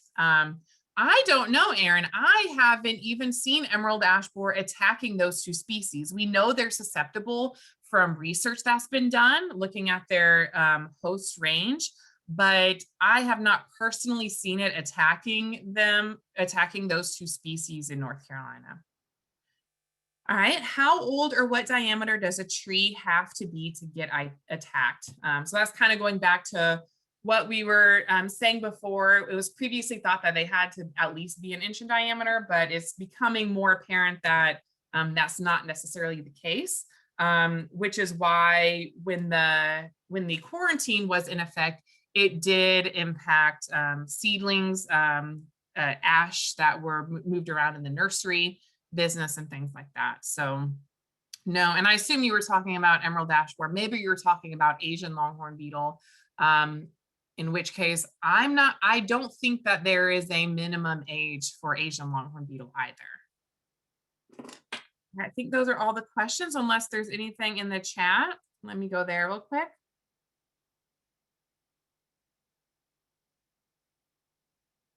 All right, I don't see anything in the chat, any questions. So if there are no other questions, the next presentation will start at, let's go ahead and start at 10:30. So you have a 5-minute break to, do what you need to do and come back. And then Paul Merton will start his presentation promptly at 10:30. Thank you. Again, our next speaker is Paul Merton with the USDA Forest Service. And he is going to talk about bark beetles today. So Paul, if you would take it away. Thank you, Kelly. Can you hear me? Yes. Good. Good morning, everybody. I'm really stoked to see that we have 200 participants right now. So if anything, COVID has increased our outreach efforts in being able to get accessibility to more people. And that's great. Today, I'm going to talk about major conifer bark beetles in the Southeast, and all of the things I'm going to talk about are actually natives. And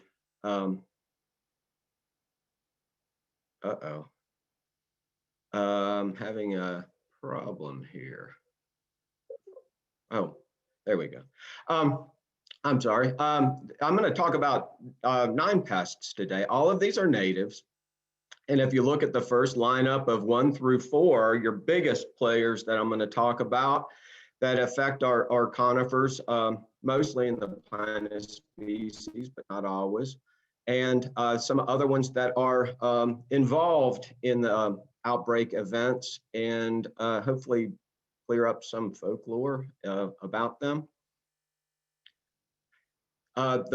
To get started here, this is an old image that was created long ago. I don't even know who the origin of it, who made it. It's great though that it shows the relative size and the relative positioning where these beetles impact trees.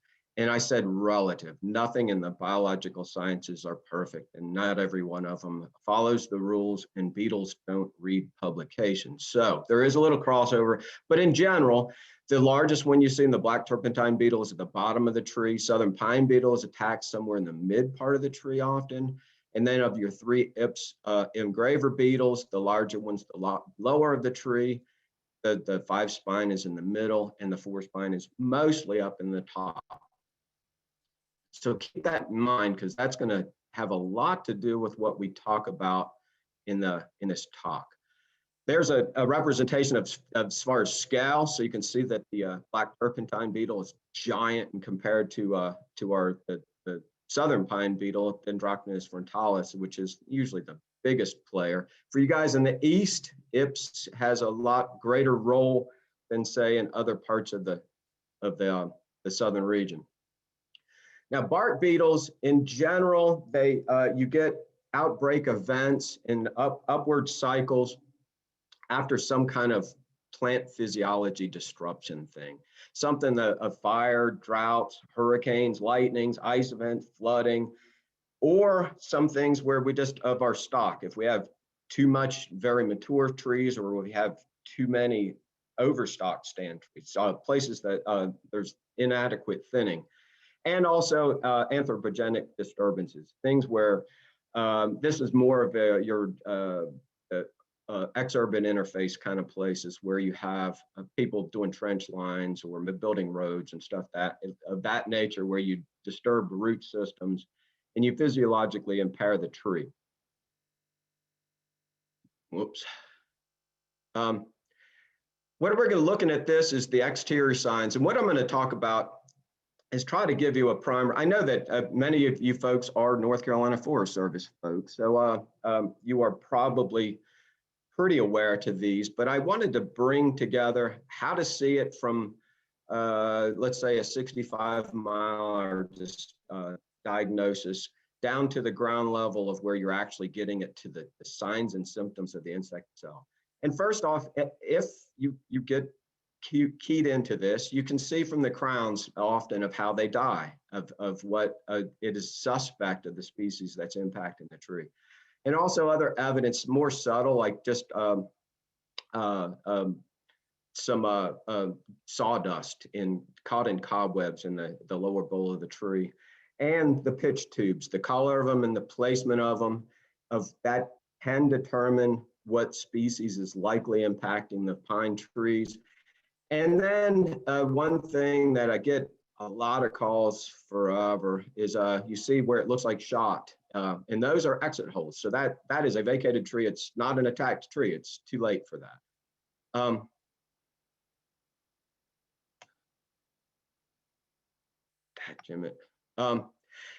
Secondarily, to find out exactly what's going on, you got to peel some bark.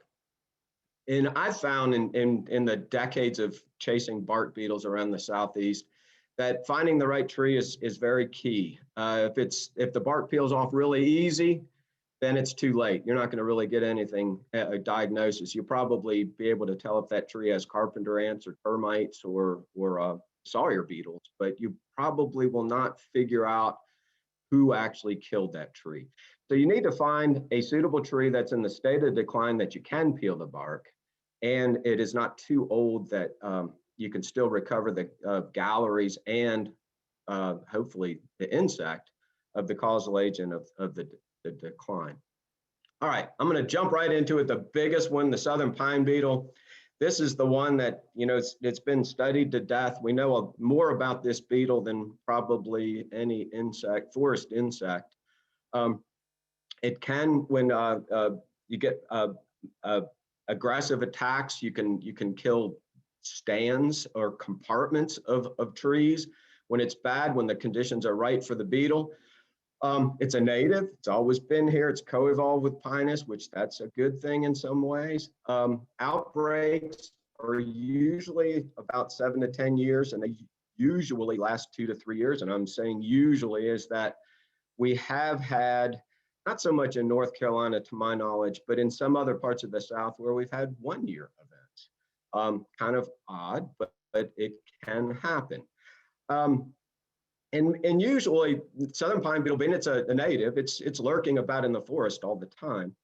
And it's, in general, when it's in endemic levels, very low levels, it's just lurking about in a tree that's been struck by lightning or somebody mucked up the roots or something. And it will be in a endemic population that's waiting for the right time for the dynamics, the population dynamics to create an outbreak. The native range of it, this is a very old map, but it's still the best one that I can find. It's pretty much, if you just look just at the Southeast, it's pretty much the range of our hard pines, yellow pines.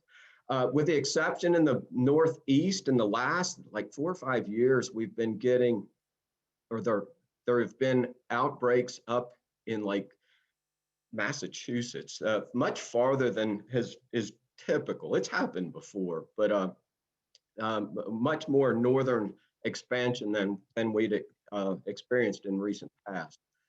To get a little closer to home, just in the Southeast, this gives you an outbreak map that this one in this last 60 years, if you look just in North Carolina, or just let's look at just Eastern North Carolina, that the intervals that in general, they are, we've had about say 5, 6 outbreaks in the last 60 years. So that's about every 10 years.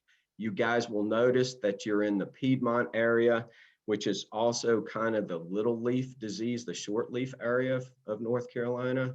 You will see that the incidence is much more common, like 13 to 28. So if you look at that, there's southern pine beetle events going on pretty much all the time. And this is in 60 years. It's actually less because a lot of the host, the southern shortleaf pine is gone.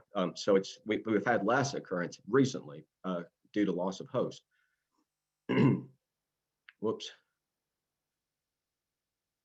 The southern pine beetle, it's like, remember if that one image where they had them all together, that it's a smaller of the bark beetles, Ipsivalsis is smaller, but it is a smaller one that you'll come across. The key thing for y'all to remember And so if you look at the tail end of the beetle, and you can see that even in my nearly 57-year-old eyes, that you can look at this unaided in the palm of your hand, you get one of these. And if you look at the tail end of it, it has a convex wing covers, the elytra. That is very much diagnosed. If you see that, if you pull that out of a hard pine or any pinus, you pretty much have narrowed it down to southern pine beetle. It's going to be the only one that looks like that, and it's about 1/8 of an inch in length. The life cycle, it's complete metamorphosis. I'm not going to get deep into the life cycle stuff. I know this bores everybody, but it goes through complete life cycle from egg to larva to pupa to adult, 4 larval stages. The time that it does that is very much developmental. It's if you look at my bullet, it says 26 to 54 days, and that's kind of temperature dependent. If temperature is, I've always said that if it's nice weather out in the woods for you, it's about the best temperature for southern pine beetle as well, like short sleeve weather. So given that down east, if you get a lot of that weather, that it's not too hot, you could get up to 5 generations a year. If it gets too hot, 90s or something, you'll see southern pine beetle really taper off fast. First emergence is about when redbuds start to flower. We used to say dogwood, but recent studies found that actually come out a little bit earlier. Redbud comes out a little bit earlier than dogwood blooms. All right, how to find it? That it's interesting in how the bark beetle kills the tree. Is that in this species, with southern pine beetle, females initiate attack. They find a suitable, they smell a vulnerable tree, they bore into it. If they are not pitched out, if the pitch tubes is in the picture to this picture, if they're not pitched out and killed, absorbed in the resin flow, and they attack it, they'll emit a pheromone, and that pheromone calls out other females. At first, the first attack is all females, and then they mass attack the tree. The success of southern pine beetle is the mass attack. If they can put out a pheromone and they can bring in literally thousands of beetles per tree, they can overwhelm the natural resistance of the resin ducts of pinus species. The way it kills it is kind of, it's an association with the physical girdling of the phloem tissue and the introduction of Ophiostoma, a blue stain fungi, which it's carried just on the body of the beetle, that it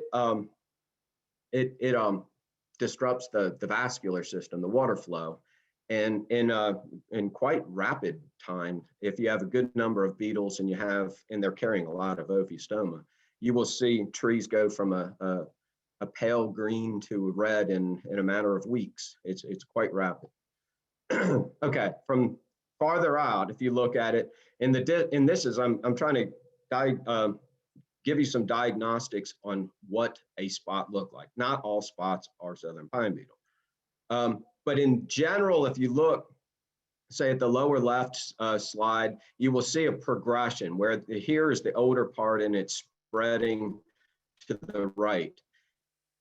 Southern pine beetle, almost because of that plume, that pheromone plume that I mentioned, they always have kind of a gradient. And the way the shape of it is, there's 1,000 different shapes. It depends kind of on the airflow of that specific stand. So they can have multiple heads, one head, they can be fire-eating giant looking things, and sometimes they could be a concentric circle almost. It's highly variable, but you will see an origin and a spread of some sort with southern pine beetle.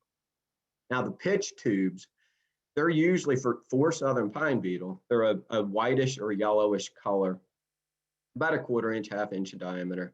And in general, and again, this is one of the biological things, nothing is perfect, but in general, you will see the attacks are in the crevices of the bark, not in the plates.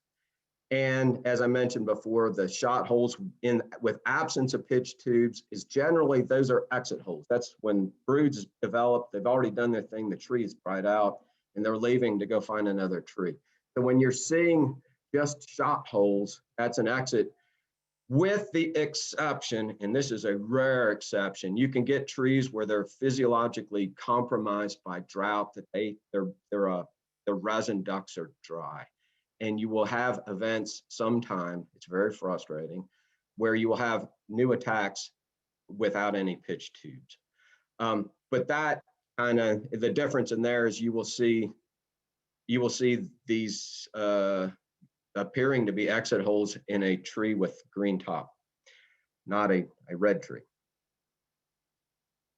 Okay, in general, again, as I mentioned, the typical head shape and the pattern.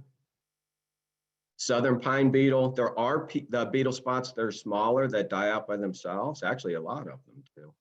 But if you get 10 or more trees in a pretty much one spot, it's usually southern pine beetle is the driver of that infestation.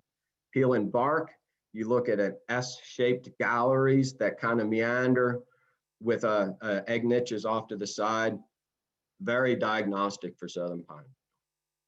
Susceptible stands, it's pretty much all of our conifers, and in really extreme cases, maybe not for y'all down east, but we had it in the infestation in the aughts. We had it in spruce and hemlock and all kinds of crazy stuff. They were kind of just hungry. There were so many beetles. They were eating every pinus species was available. For y'all in general, and this is good for, you notice the occurrence map, that in the longleaf region of North Carolina, there's not that much. Longleaf creates a lot of pitch, so it is generally resistant. And that is another weasel word that if you have a lot of loblolly nearby, sure, they'll get into longleaf as well. But they generally don't, it initiates development in longleaf or slash for some extent. They really like overstocked stands. We found in studies that it was not trees that were just really old and decadent, but it was in stands that were 20 to 40 years old, but they'd never been thinned. So they were like, 160, 180 BA kind of stands that they were physiologically very stressed. And I'll get a little bit more of that in the future. And also damaged stands, as I said before, and that's generally all bark beetles. Sites, sometimes it's poor sites will where you have poor soils, say in the little leaf region of the Piedmont mostly, you will have a lot more highly susceptible stands. And then poorly drained or overly drained, it depends on the physiology of the tree. It can be sometimes really normally wet sites can be very bad for southern pine beetle when you have a very bad drought event and you dry those sites out. All right, the next of the three big killers, and these I'm lumping these all together because they're generally of their guild. They attack the tree the same, they kill the tree the same. But again, remember from that neat drawing in the beginning of my slide that they had the gradation of where they attack the tree. The engraver beetle is the second in destruction with southern pines after southern pine beetle. Again, they're natives. All of them are natives. They have pretty much the same host list, but notice for you guys down east, and notice for you guys with the longleaf, that many people get lulled into the belief that longleaf is the magic tree that nothing will kill. Ips beetles in drought events can and do, and they like longleaf pines in the right times. These, in general, Ips outbreaks are driven by drought events, but a lot of them can be sparked by other stressors to the trees, as I mentioned earlier. And also Ips beetles, and this is a little different than southern pine beetle. If you all are thinning, or if you're doing some kind of intermediate work in a stand, the Ips avulsus, the smaller Ips, love slash. So if you have a lot of slash on the ground during the hot parts of the year, you may draw Ips beetles into your stand and impact your residuals. And also that I know Colby's going to talk next after me, but you can get, if you have root damage or tree bole damage from pine straw raking, you can create epicenters for Ips beetle like that. The life cycle of Ips is similar. It has one less larval stage than southern pine beetle, but it's also complete metamorphosis. These, the development range is a little different. Well, the two larger Ips beetles, they have a development time that's about the same as southern pine beetle. But notice the Ips avulsus, the smaller Ips, that if the weather conditions are right, and what I mean like that, hot. Ips loves hot weather. It works up to 103 degrees Fahrenheit. So they will take over in the hot summer when southern pine beetle poops out. But the Ips avulsus in perfect conditions, and this is like 90 up to 100 degrees, you can get a generation in 18 days. So wow, imagine that. You can get an outbreak that's just through the roof in a season. And emergence is roughly about the same time as southern pine beetle. The galleries of Ips beetles differ very much from southern pine beetle in that they are always I, Y, or H shaped, and they're aligned vertically with the host stem. And the reason they're I, Y, or H shaped is at the epicenter, and I think this one's a 6 spine, but you see right there is the nuptial chamber where the beetle takes off, and they mate, and females go off and make the galleries. How it attacks or how it kills the tree, it also mass attacks, but males initiated with this one. They are attracted to host volatiles, and they bore and they kill the tree pretty much exactly the same as southern pine beetle. They carry blue stain fungi as well. Indicators of Ips beetles, they're different. That you might usually spots they're salt and peppered within a stand. They're not that big continuous polygon. But it will be 1 to 10 trees usually, and then there'll be green trees, and then 1 to 10 trees. That's usually a pretty good indicator of an Ips beetle outbreak. The Ips avulsus, the small, the 4 spine, it is most often just up in the top, and you'll see just a flagging of just a branch or just the top of a branch. And often in most summers, that's all it is. That's all that happens. Remember I said where the pitch tubes are. Ips beetle pitch tubes, they're more of a pinkish to a reddish color. And they usually are in the plate of the tree, not in the fissure. And again, there's the damage of the 4 or the 5 and 6 spine, the I, Y, and H.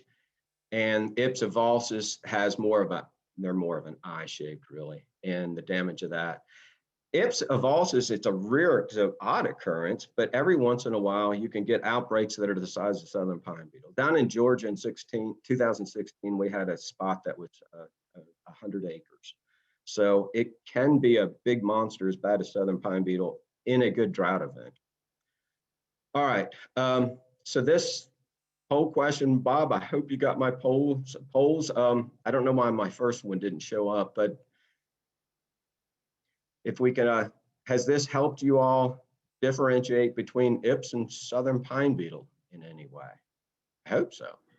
We're running your first poll question first, Paul, real quick. Do you own or okay. manage forest land with a significant amount of pine cover type? And then we'll follow up with this second one. All right, thanks, Kelly. Yeah, I don't know why I didn't see that one. Maybe so most of you guys do. All right, yeah. This one, I mean, it's old and boring. Bark beetles, like, yeah, you've probably heard stories about it forever, but it's still here and it's still a problem. So we still need to stay on top of this. Are you going to do the next question then? This whole question?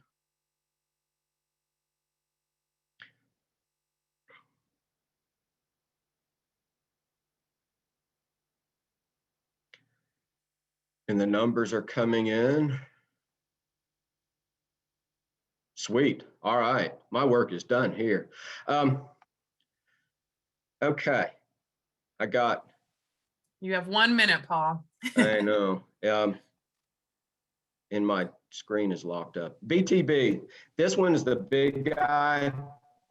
It's down about usually the first 10 feet of the tree. It's usually a secondary pest, and it follows the other bark beetles in most time. It does not carry blue stain. The larval chain, it's big. They're gregarious. The pitch tubes are giant. If you see that compared to a quarter, they're huge. They like to beat up trees. So if you scratch your trees from logging and such, you will find them.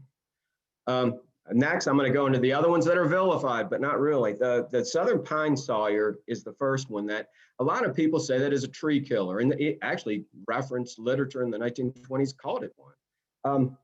Rarely is. It's something that's moved in after the other bark beetles attack, and it comes and finishes the job pretty much on a tree. And then a second one of that is the eastern pine weevil, or the Theodora weevil. That one can get in pole timber of loblolite pine. You can tell that one from these cocoon, the niches, that they are always, when you peel bark, you will always see those. And you'll know that would be an eastern pine weevil. Can kill saplings, but it's an odd event. Ambrosia beetles, remember Kelly talked about those a little bit. These ambrosia beetles that attack pines are always coming into a dead or dying tree. If you see a flower kind of dust down at the base, it actually tells you it's too late to peel the bark on that tree because it's too dead.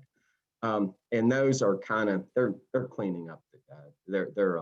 They have little significance in mortality of pines. And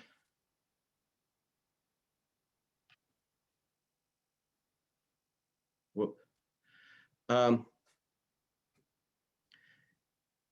you want to go ahead and move to questions? The last Paul? one I'm going to talk about is the checkered beetle. And Kelly, I know I'm not. Sure, finish this one up and then we'll beetle. go to questions.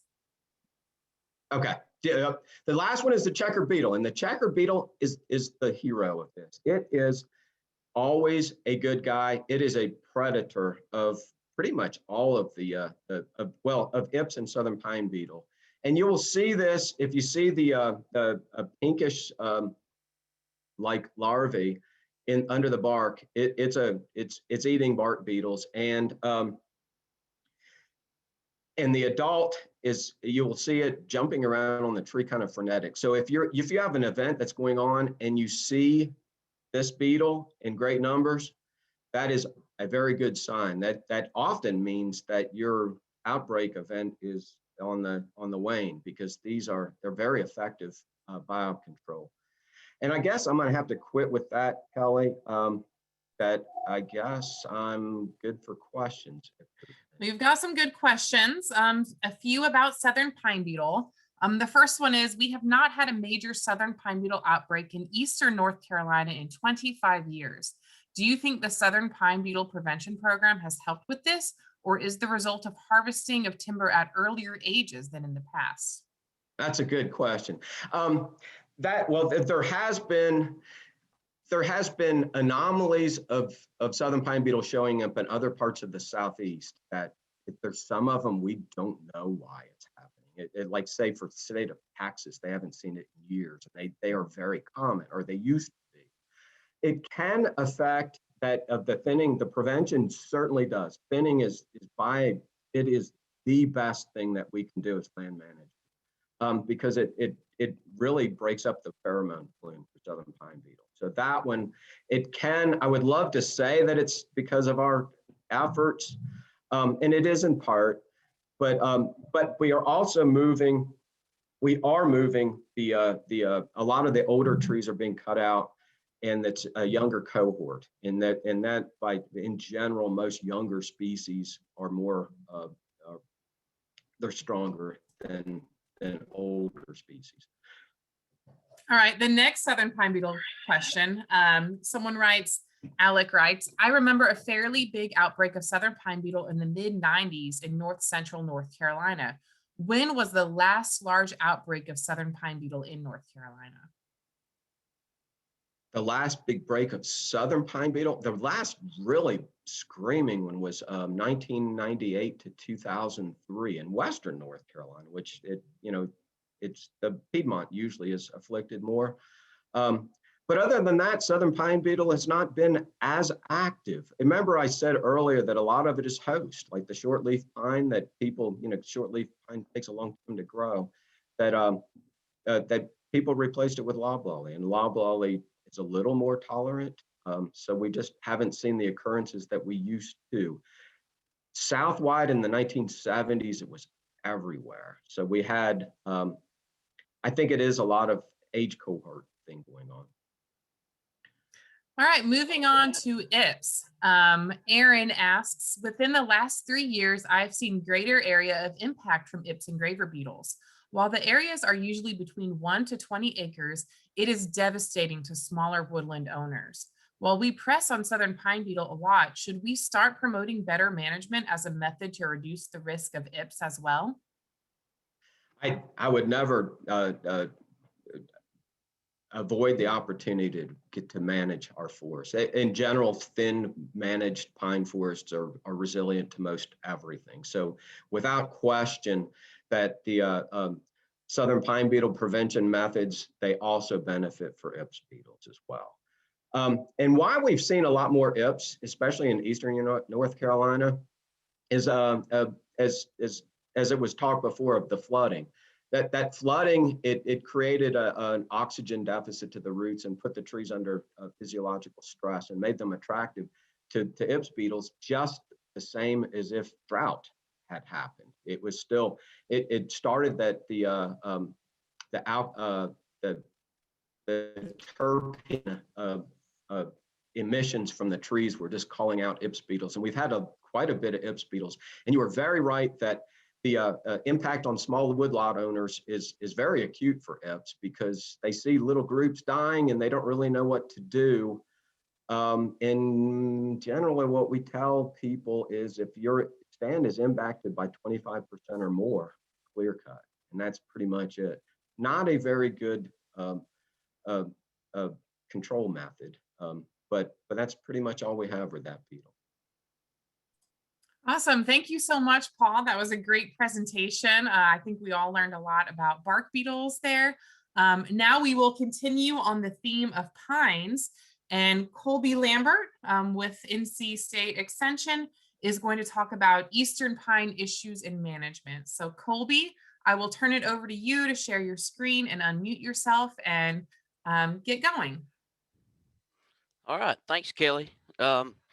So today I'm going to be talking about some southern pine issues and some pine straw production issues, and mainly from just observations and conversations that I've had with foresters and folks with the Forest Service over the past several years.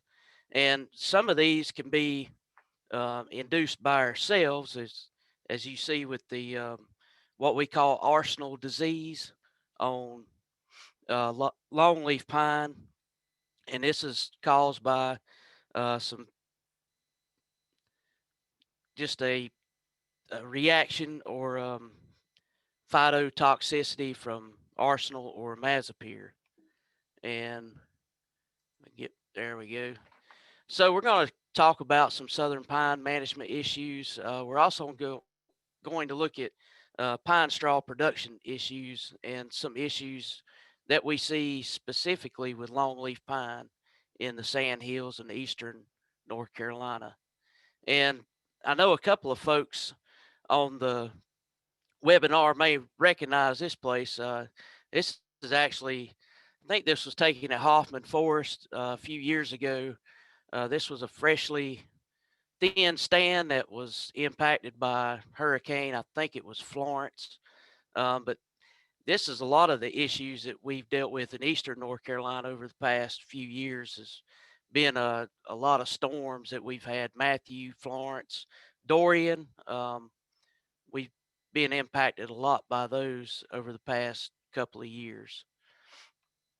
So some of the issues that I've been seeing, and as well as other people, we've had a lot of issues with seedling survival over the past couple of years, and a lot of that's due to saturated soils. We've had a lot of rain in eastern North Carolina. When we have rain on the sandhills that stand on the sandhills here in Harnett County, uh, it's very, very wet. So we've had a lot of excessive rain and flooding from hurricanes, and I think that's causing a lot of loss of root mass that's attributing to some of our mortality issues. Um, some of you may have heard of or experienced what we had last year, which was called a flash drought. That was the first time I'd heard that term that the meteorologist had used last year. But that flash drought, I think, after all the wet weather we had, and then this unusually hot, dry spell of last year in eastern North Carolina, and especially in southeastern North Carolina, caused a lot of root mass die off in our trees, and had some issues with our oaks and some other hardwood species, and some pines as well to die off from that.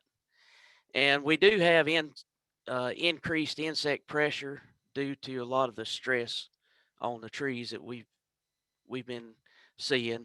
Um, Here's a couple of photos from Buren Fulmer, our Harnett County county ranger, and the one on the left is a little bit grainy, but that's supposed to be a longleaf pine. As you can see, it is underwater, and also to the right you see these loblolly pines, and anywhere, a lot of places that I've been to this year, and if you go to a lot of places in the past couple of planting seasons, you'll see this very scenario where we have a lot of trees that are, they may not be completely underwater, but they're in saturated soil or in a little bit of water, and this can have and has had a huge impact um, on our seedling survival past couple of years. One of the other things that I've seen, especially in some of our conservation reserve longleaf plantings from our storms, has been some shallow rooted trees that have been blown over from the wind, saturated soil, and these trees have a very small root system. Uh, Probably had a hard pan under those soils, and this is causing a lot of issues, especially with longleaf pine that were planted in our CRP plantings. As you can see with this tree, these are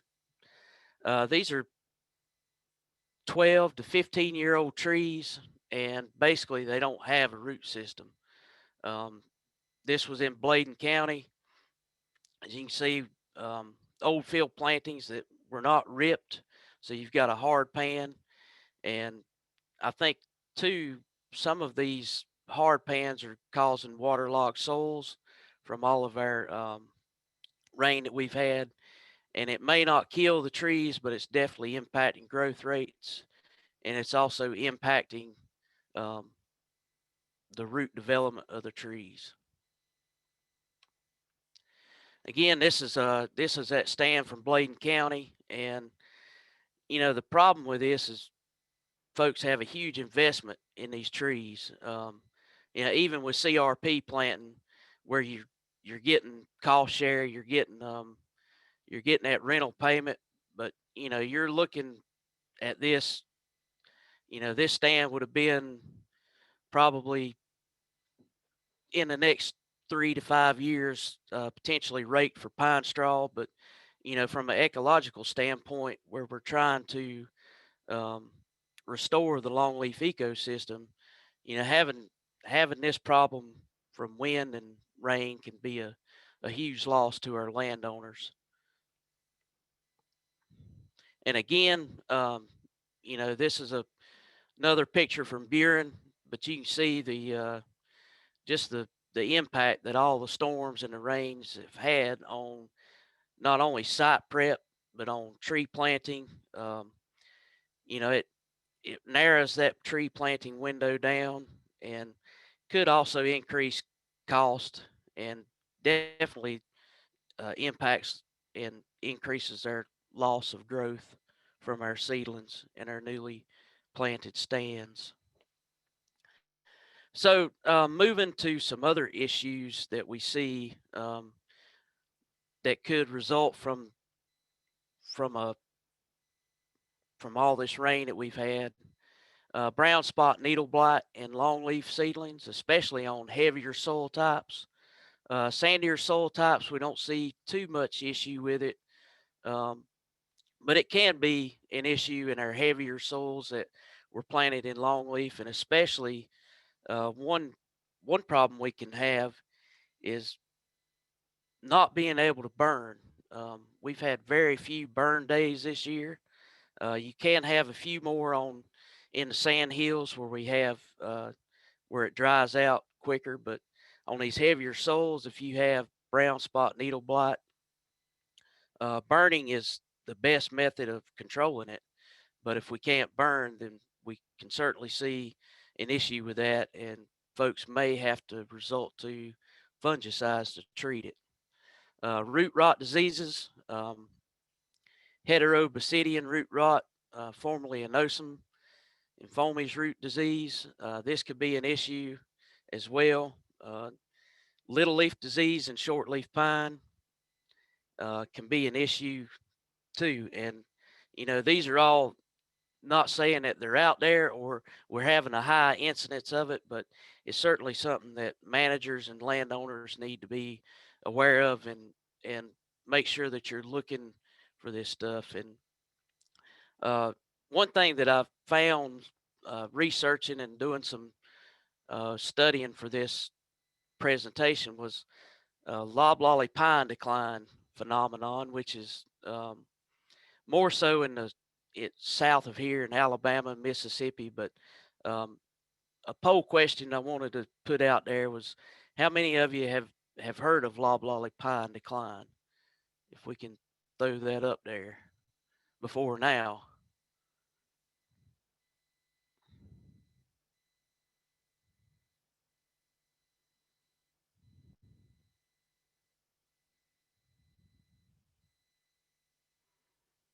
Okay, so it looks like we got about a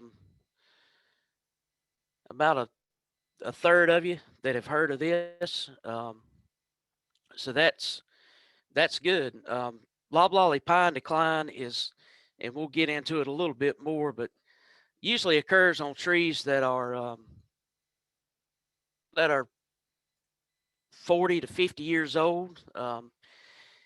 On loamy soils and past ag use history can enhance that disease development. And again, we'll talk about that a little bit more in detail in a minute. Here's just a picture of brown spot needle blight. As you can see here, and again, burning is a good method of control, but that's something to be on the lookout for. This is actually a picture from Lori Eckerd from Auburn University. She wrote a paper on this subject. This is a picture of loblolly pine tree in decline, and you can see you have very sparse foliage. You know, it almost looks a little similar to little leaf disease in shortleaf pine, but very chlorotic needles and just a unthrifty looking loblolly pine. And this is the interesting thing here is the distribution of this disease. And they're still working on surveying for this disease, but here in North Carolina, we actually have it in the sandhills, or it's been documented in Moore and Hope counties. So it's definitely something that we need to be aware of, that it could be a issue down the road. And the biggest thing with loblolly pine decline is it does typically occur in older trees, 40 to 50 years old. All the same factors of stresses that you look at for southern pine beetle and other beetles drought, fire injury, mechanical injury from thinning, but also soil nutrients, slope and aspect of the stand.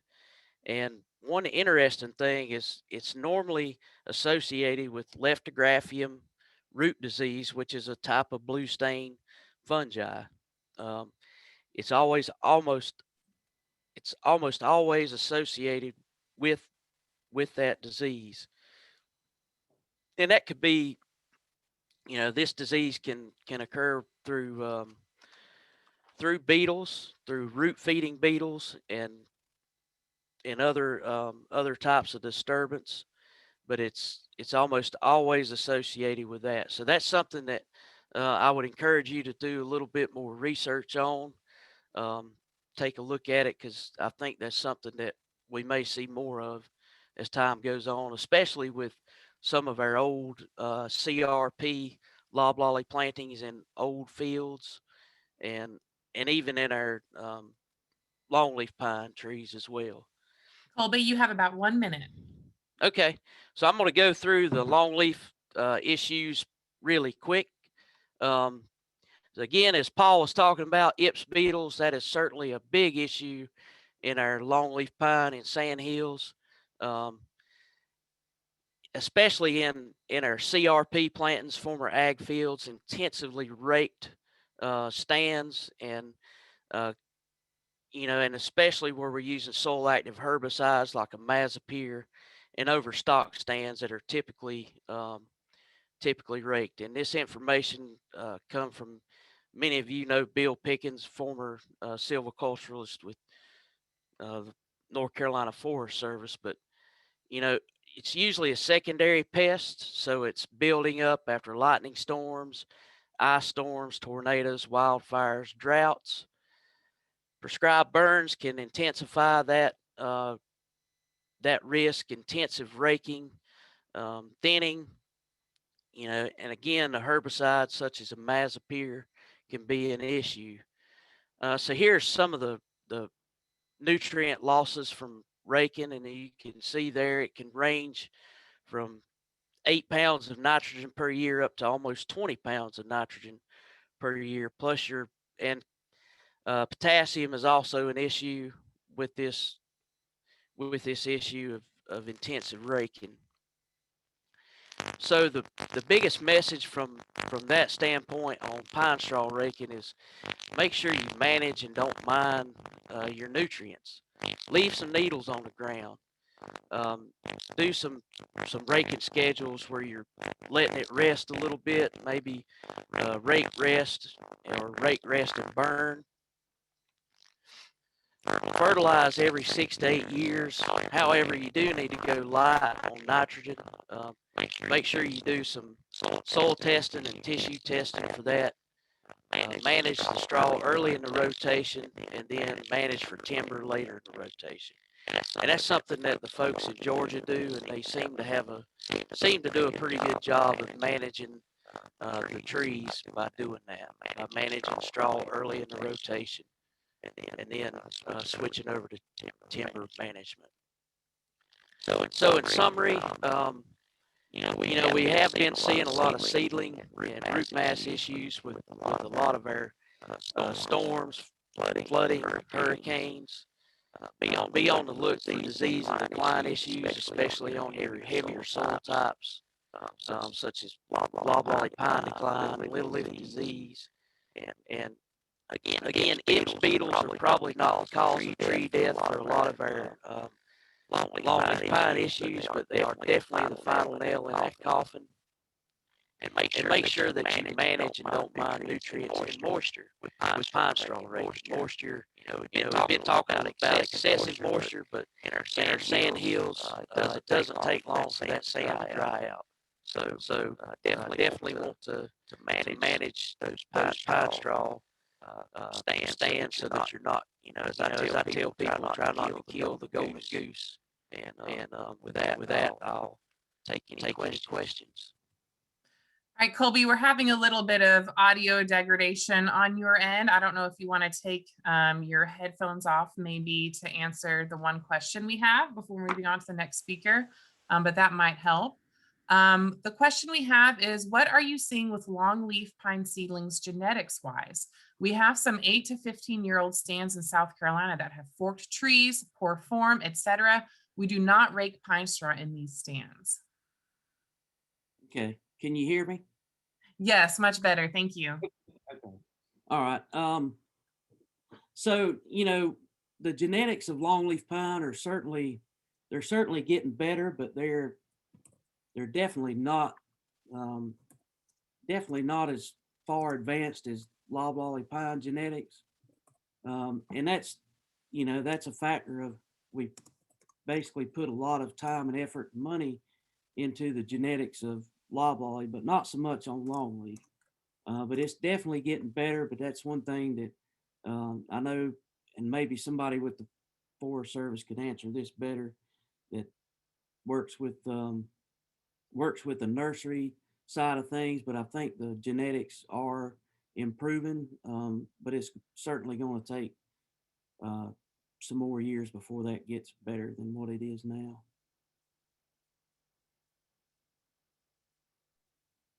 Great. Thanks, Colby.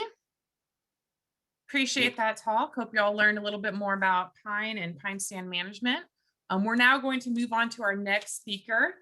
She is also with NCSU Extension. This is Diana Rashash, and please correct me if I mispronounced your name, Diana. I will turn it over to you from here. You did a very good job on my name. Everybody can hear me, yes? Yes, we can. Okay, had that pause there, just wanted to make sure. All right, thank you very much for having me today. My presentation is actually developed by a cast of characters. So there's a group of us working on an issue with soil salination in several of our northeastern counties. So we have Alex Manda and Mike O'Driscoll with ECU. They're both hydrogeologists. Andrea Gibbs, Al Wood, and Austin Brown are crops agents in Hyde, Pasquotank, and Camden County, respectively. Brian Lannon is a soil and water conservation person in Camden County. And some of you may know Carl Crozier. He was the soil specialist at the Vernon James Center, and he is now retired. So nothing like starting your presentation with caveats. The irrigation chart that I'm going to be showing you was developed for arid regions. That said, there has been a lot of research that has used it in wet areas such as India and Bangladesh, and some not so wet areas, Australia and New Zealand.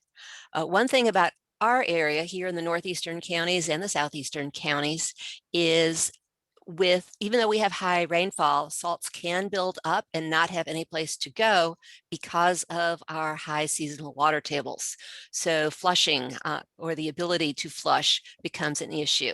This also becomes a problem in greenhouses when irrigation wells are being used and the salt content is higher than what may be recommended, and it's able to build up within the greenhouse soils. So here is that irrigation classification chart. This is from a 1955 USDA publication. So you have the sodium content here on the left-hand axis, and along the bottom you have your conductivity. And with that, they divided up into different categories as far as what kind of risk it is at or hazard it is at for having a problem using that water for irrigation. Now, your sodium absorption ratio is your concentration of your sodium content divided by the average of your calcium and magnesium content divided by 2. And taking the square root of that. Now, your calcium and magnesium are your hardness ions. So if you deal with anybody that is using a water softener, they're removing their calcium and magnesium typically and replacing that with the sodium, which will blow up that sodium absorption ratio number. So one recommendation that I've made to a couple of people with nurseries is the potential for blending that water, where, okay, you have to reduce some of the hardness, but you're not using that totally softened water on your plants. You're taking some of the raw water, some of the softened water, and blending it together. So it will have somewhat less impact. With this graph, it shows the potential impact on water infiltration to the soil based on your sodium absorption ratio and the electrical conductivity of that soil. So down in the blue section here, the sodium absorption ratio compared to the EC is such that you're not going to have very much reduction, if any, in the ability to infiltrate that water into the soil.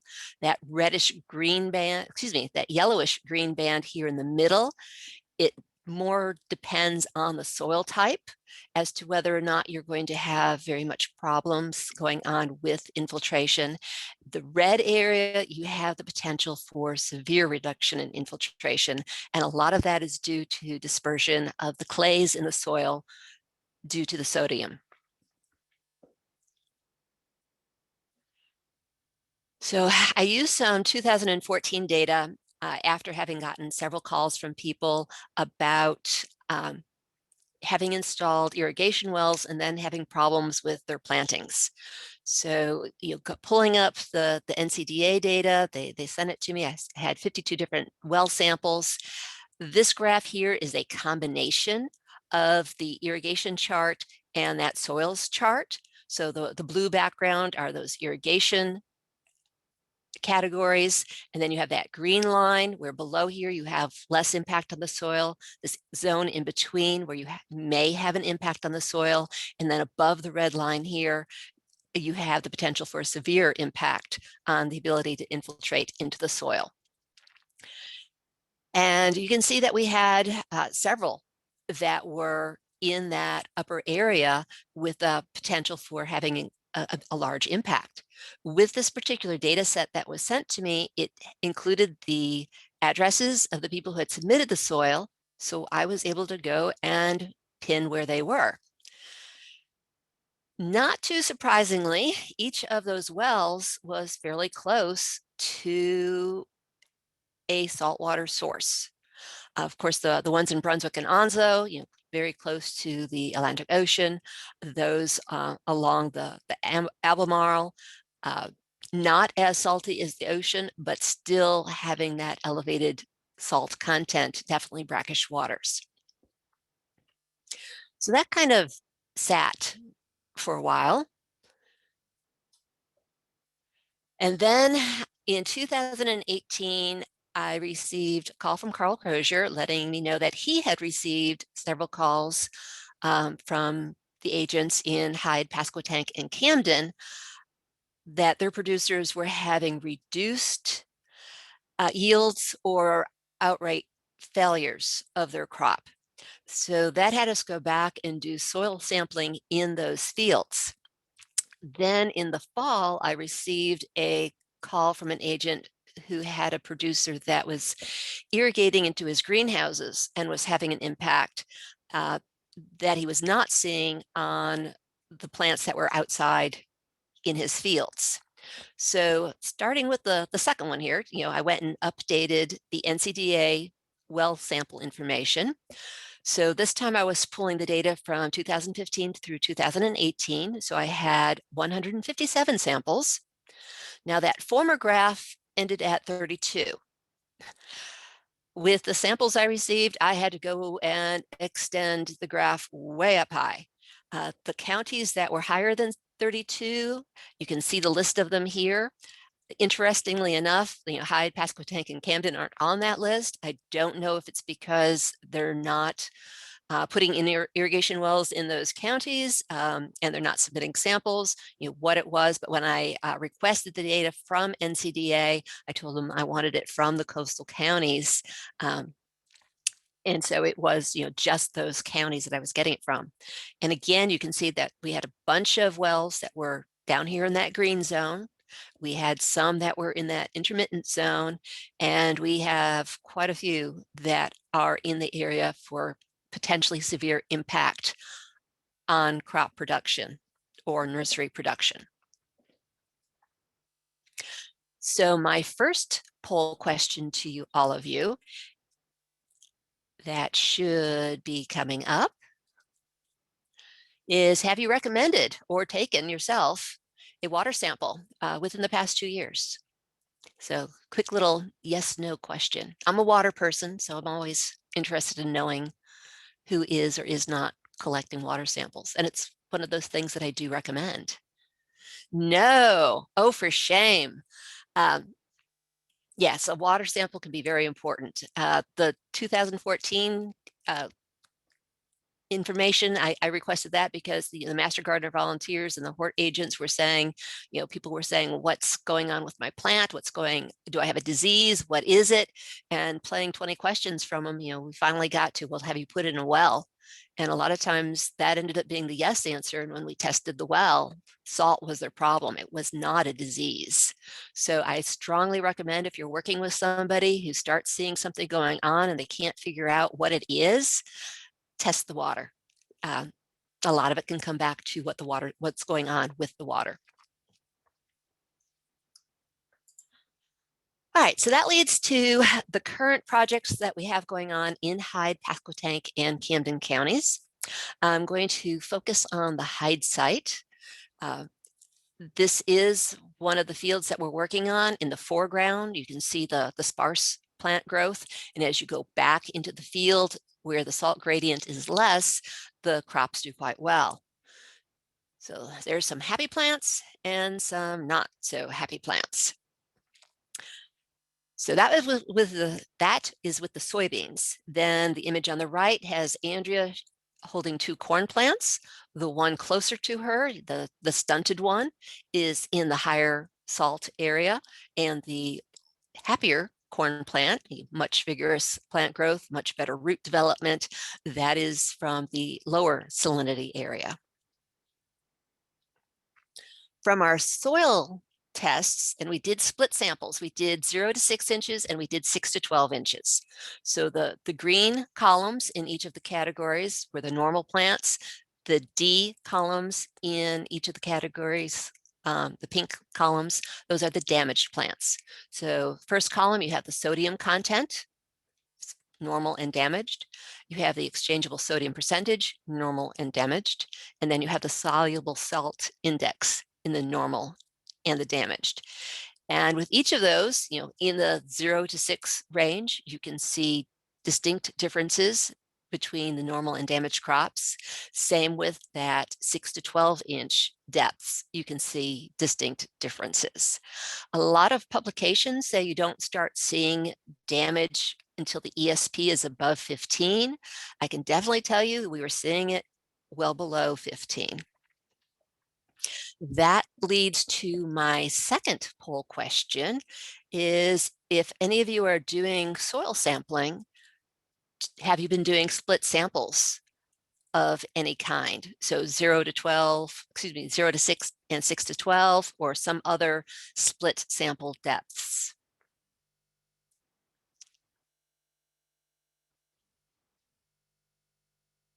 Again, a nice quick yes, no. No. Okay, again, looking at that water, looking at that soil, 2 very important places to begin investigations as to what's going on with plants and with their vigor. So another thing that I would definitely recommend. So at our Hyde County site, you see those long fields laid out. Where I just put that rectangle, that was an abandoned section. He let it go fallow. And so we got to play around with that quite a bit. So we put in 3 well clusters. So our first one closer to the closer to the road, our second one further back, and then our third one a little bit further to our south. And with those, we put in shallow and deep wells, where shallow was 3 feet and deep was a whopping 9 feet. So we are staying there in the shallow areas, definitely into the superficial areas of water.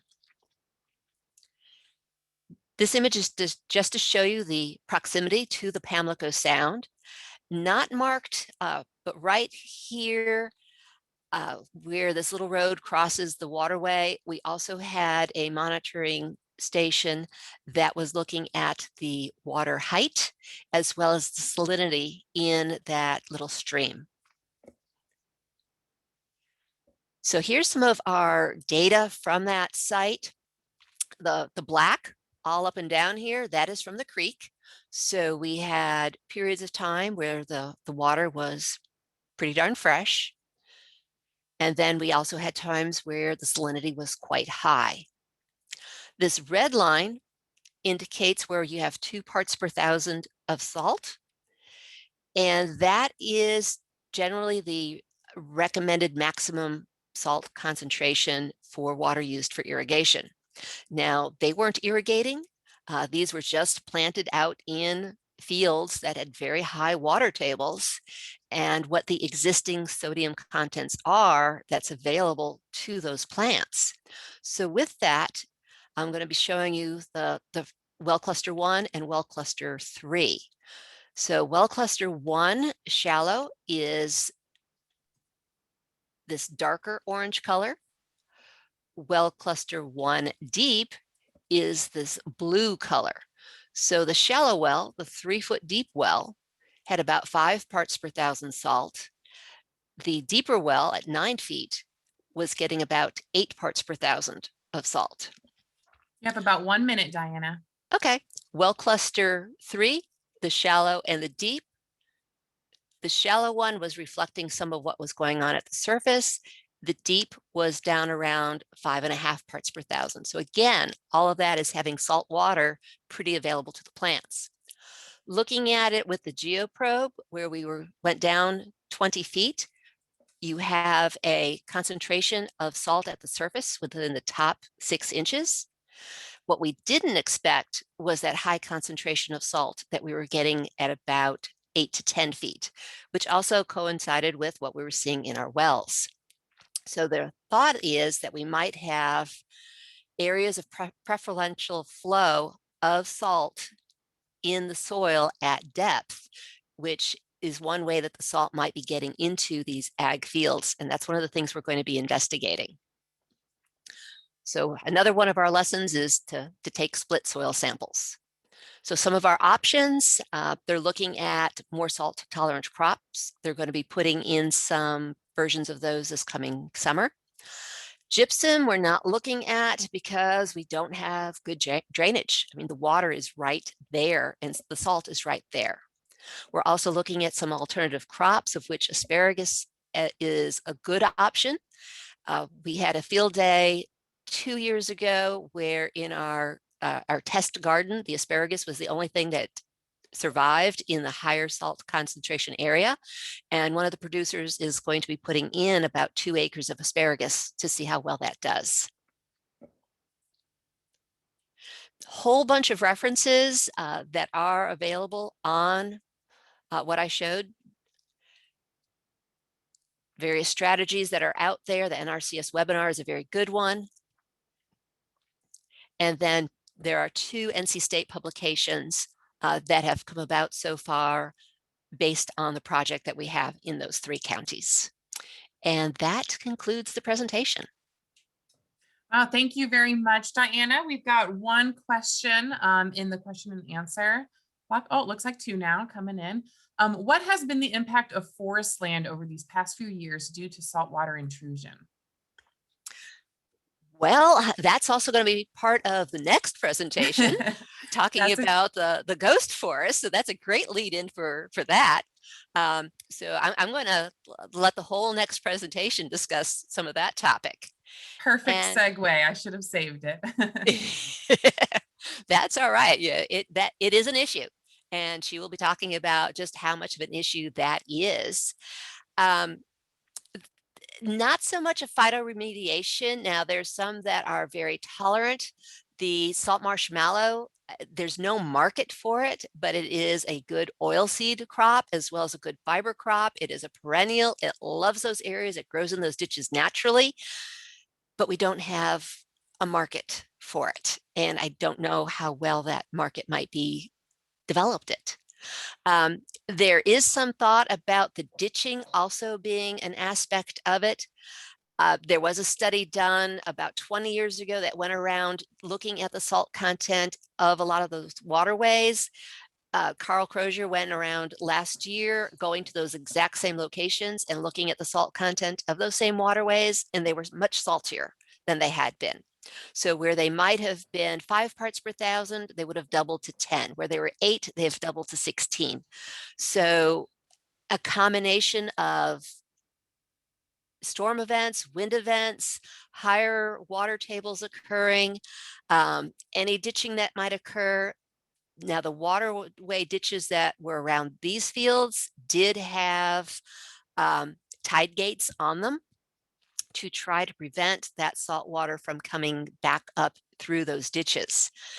However, if it's coming from underneath through areas of preferential flow, because they used to have more stream channels there and then they filled in over time with other material, if it's able to move more easily through those areas, like fingers working their way into those areas of the fields, that could be how they're getting in there. And we're not sure how the farmers are going to be able to deal with that, because you could dike all around it and it's not going to stop that from occurring. As to putting buffers out there of these salt tolerant species, it's been recommended. How well the producers are interested in doing that, that's one of the things we're still working on. So the salt marsh mallow would be a great buffer to put around the edges of the fields. And it's not a recommended practice per se. Now, NRCS is fond of salt marsh mallow. They're looking at it from Maryland on south. But again, it's not written into a practice, and that might be a good thing to do for our area. Sounds great. Thank you so much, Diana. We really appreciate that presentation and all the information, and how it's a great segue into our next presenter's talk. Lindsay Smart with NC State Center for Geospatial Analytics will be our next speaker. And I will turn it over to you, Lindsay. Thank you. Can everyone see can you see my screen? Yes, we can, and we can hear you. Hear me okay? Okay, great. So I'm Lindsay Smart. I'm a research associate in the Center for Geospatial Analytics at NC State University. And today I'm going to talk about the impacts of sea level rise and saltwater intrusion on coastal forests. So I'm going to give a kind of a bird's eye view of the regional impacts in Eastern North Carolina. So I'd like to start with maybe a show of hands. I think you can hit the raise hand button in the panel there to see how many folks have heard of the term ghost forests.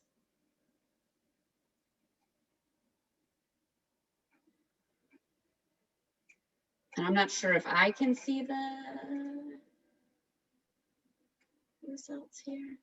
I see 53 participants raised hands. All right.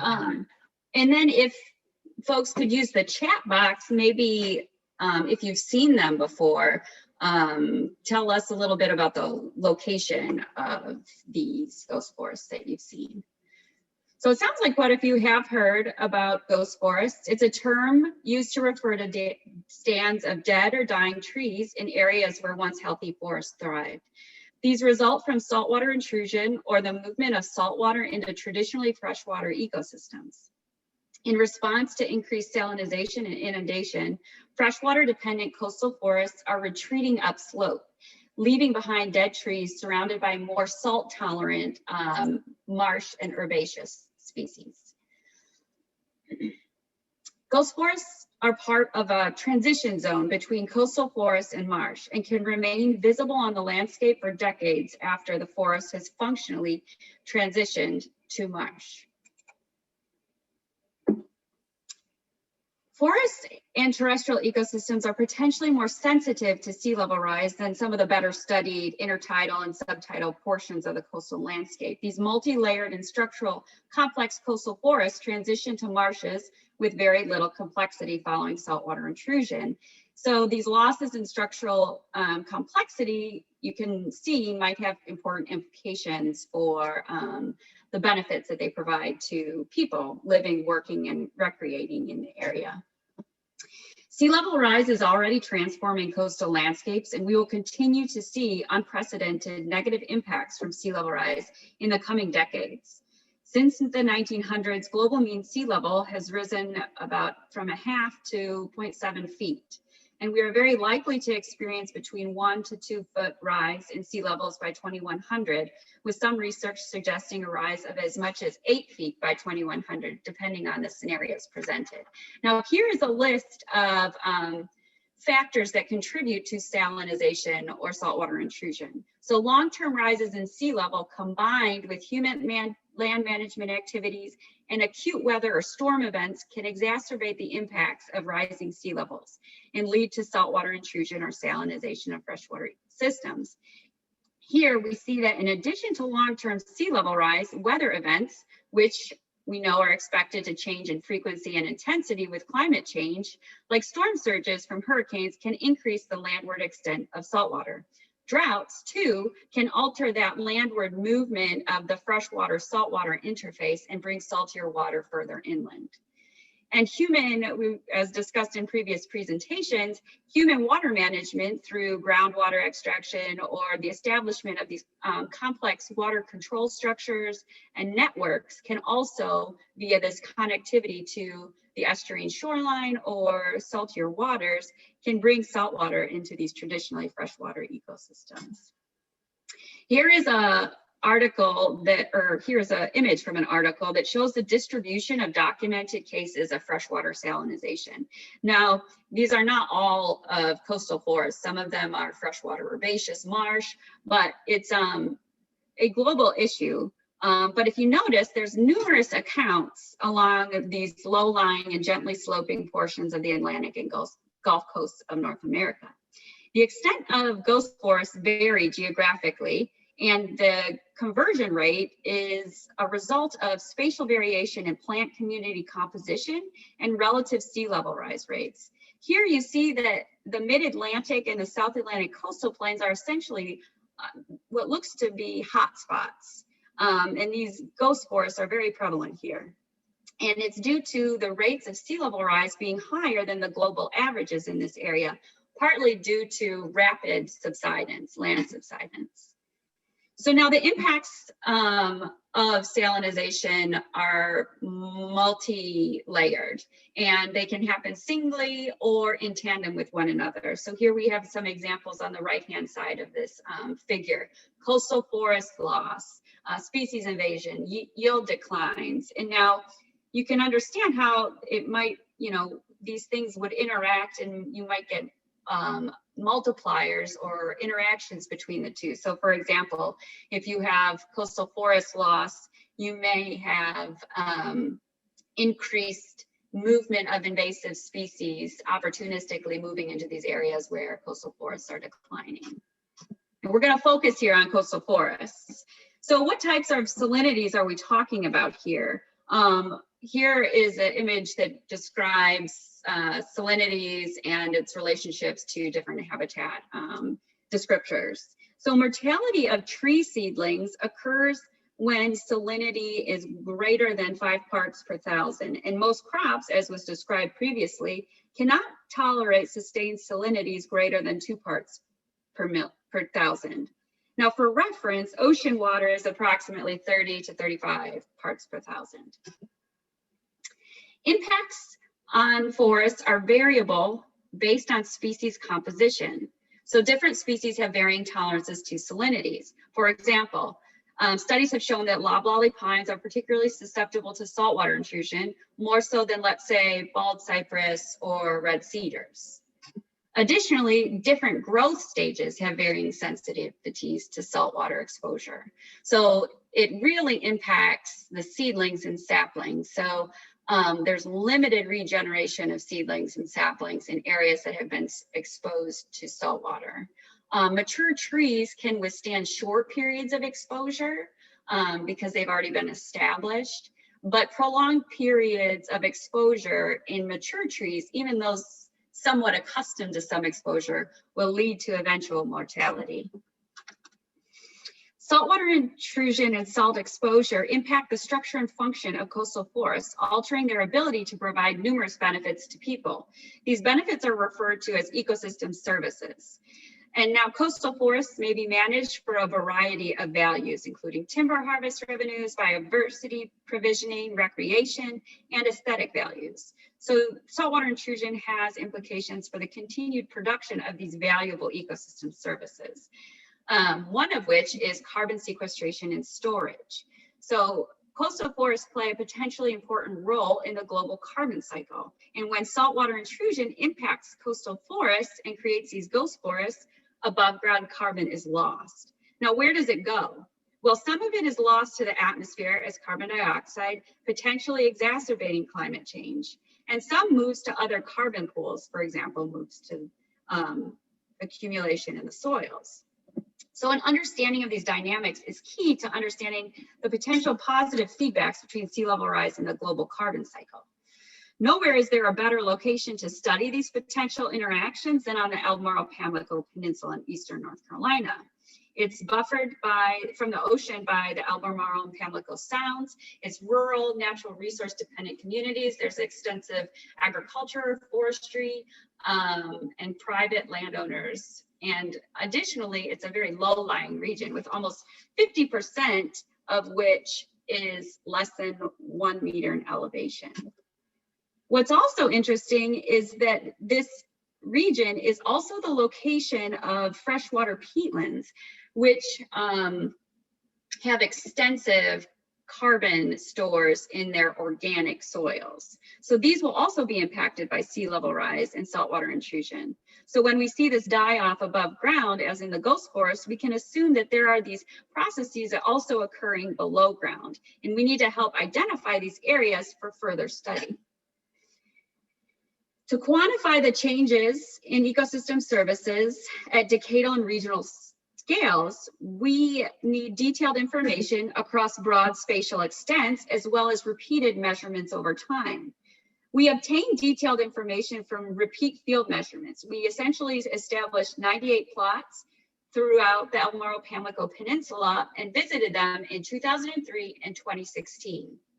They were distributed across a vegetation gradient from forest to marsh, and we classified these plots as forest, transition/ghost forest, and marsh. We also collected field measures like diameter of breast height, percent cover, and then used allometric equations to convert these values into above ground biomass.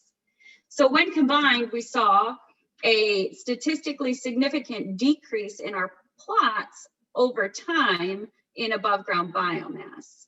So we wanted a better picture though of what was happening across the whole study area.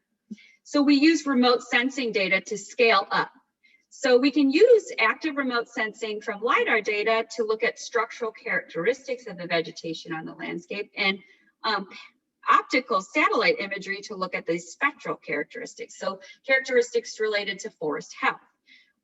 We were lucky to have statewide LiDAR data sets for 2 time periods, 2001 and 2014, that aligned closely with our field data. So from the LiDAR data, we derived a suite of structural predictors. And then from the satellite imagery, we derived spectral metrics for the 2 time periods. We then used a machine learning algorithm, which essentially established relationships between these predictors and our field measurements to predict above ground biomass for both time periods across the entire study landscape. And the difference between these two, between the 2001 and 2014 data sets, became our map of change. So here's the change map. It shows highly heterogeneous patterns of above ground biomass change. And it's not just change resulting from sea level rise and saltwater intrusion, but also natural disturbances like fires and land management activities like planting and harvesting. We also use that same machine learning algorithm to classify the study area into those vegetation classes that were assessed in the field, that forest, transition, and marsh for both years. We looked at the difference between the two as vegetation class change, and it helped us identify those areas that not only lost above ground biomass, but transitioned from healthy forest to ghost forest over time. So what we found was that between 2001 and 2014, 15% of our unmanaged or public lands with non-extractive activities on them were converted from healthy forest to transition ghost forests. This equates to 167 kilometers squared and about 0.13 teragrams of carbon. We found that even though approximately 80% of the study area remained unchanged over the time period, we were still able to capture the dynamics in their total above ground carbon. So this actually might allow us to identify those areas that are at the leading edge of sea level rise impacts extents that haven't changed yet, but are likely to. You have about 1 minute left. Okay, thank you. We interpolated salinity across the landscape and estimated connected canal density and distance to estuarine shoreline, and we found those were statistically significant predictors of above ground carbon declines through time. So the main message here is that although above ground carbon declines are apparent near shore, land management activities and forest growth actually offset these declines. So there are several adaptation activities or options for landowners to help adapt to these changing conditions. Some involve the timing of harvesting, timber removal. Some involve alternating the types of species on these plantations.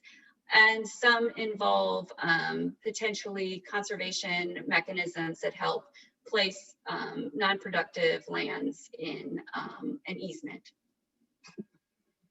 So the implications of this is that we've identified geographic locations in the study area experiencing declines in productivity.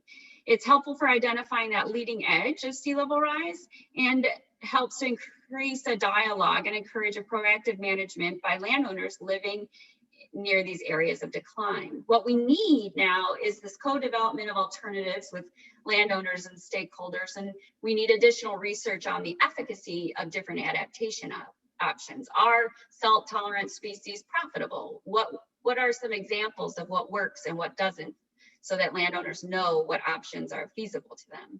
We also need additional research on the impacts to global carbon cycle. So what happens to these other carbon pools? Is this ultimately a net carbon source or sink? And we also need to, make progress on policies, private incentives, and conservation mechanisms that can help landowners and stakeholders living, working, and recreating in the region adapt to these changes. And with that, here's a list of references that might be useful if you want to look further into this, and I can take questions if there's time. It looks like we have one question so far in the question and answer block. Thank you so much for that presentation, Lindsay. The question is, current species composition is greatly different than pre-agriculture forest species composition due to the last 200 years of harvest. Loblolly shouldn't be the predominant species, so why is this die-off surprising?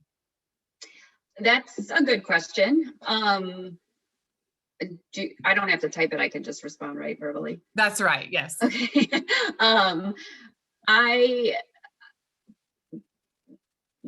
There are loblolly pines in the region now, and people, rely on those pines for a range of purposes. And so it's not necessarily surprising, but there are impacts that I think we need to monitor and quantify.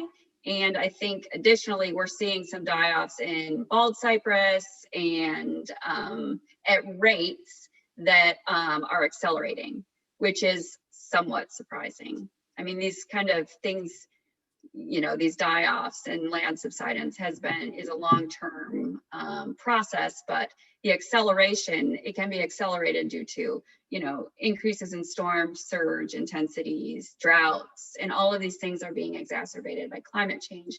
And so it's helpful to identify and understand where these die-offs are occurring so that, landowners adjacent to these areas can identify potential vulnerabilities. I don't know if that answers the question, but. Thank you for that. I don't see any other questions in the question and answer block. I'll wait a couple seconds and see if anything pops in. Doesn't look like it. And wow, we are awesome on timing. Oh, wait, one more. I have a landowner interested in the Sylvia Terra Carbon Deferral Credit Program. Does anyone have any idea of the per ton price for which they should ask for bids? What's a good price? That's a question that I don't believe I can answer, but. I am not sure the answer to that either. Maybe we can look into that and follow up with you, Tom. One last question. Are there ecological benefits of ghost forests that could increase with the expansion of transitional forests? That's a great question. And I think it all, yes and yes.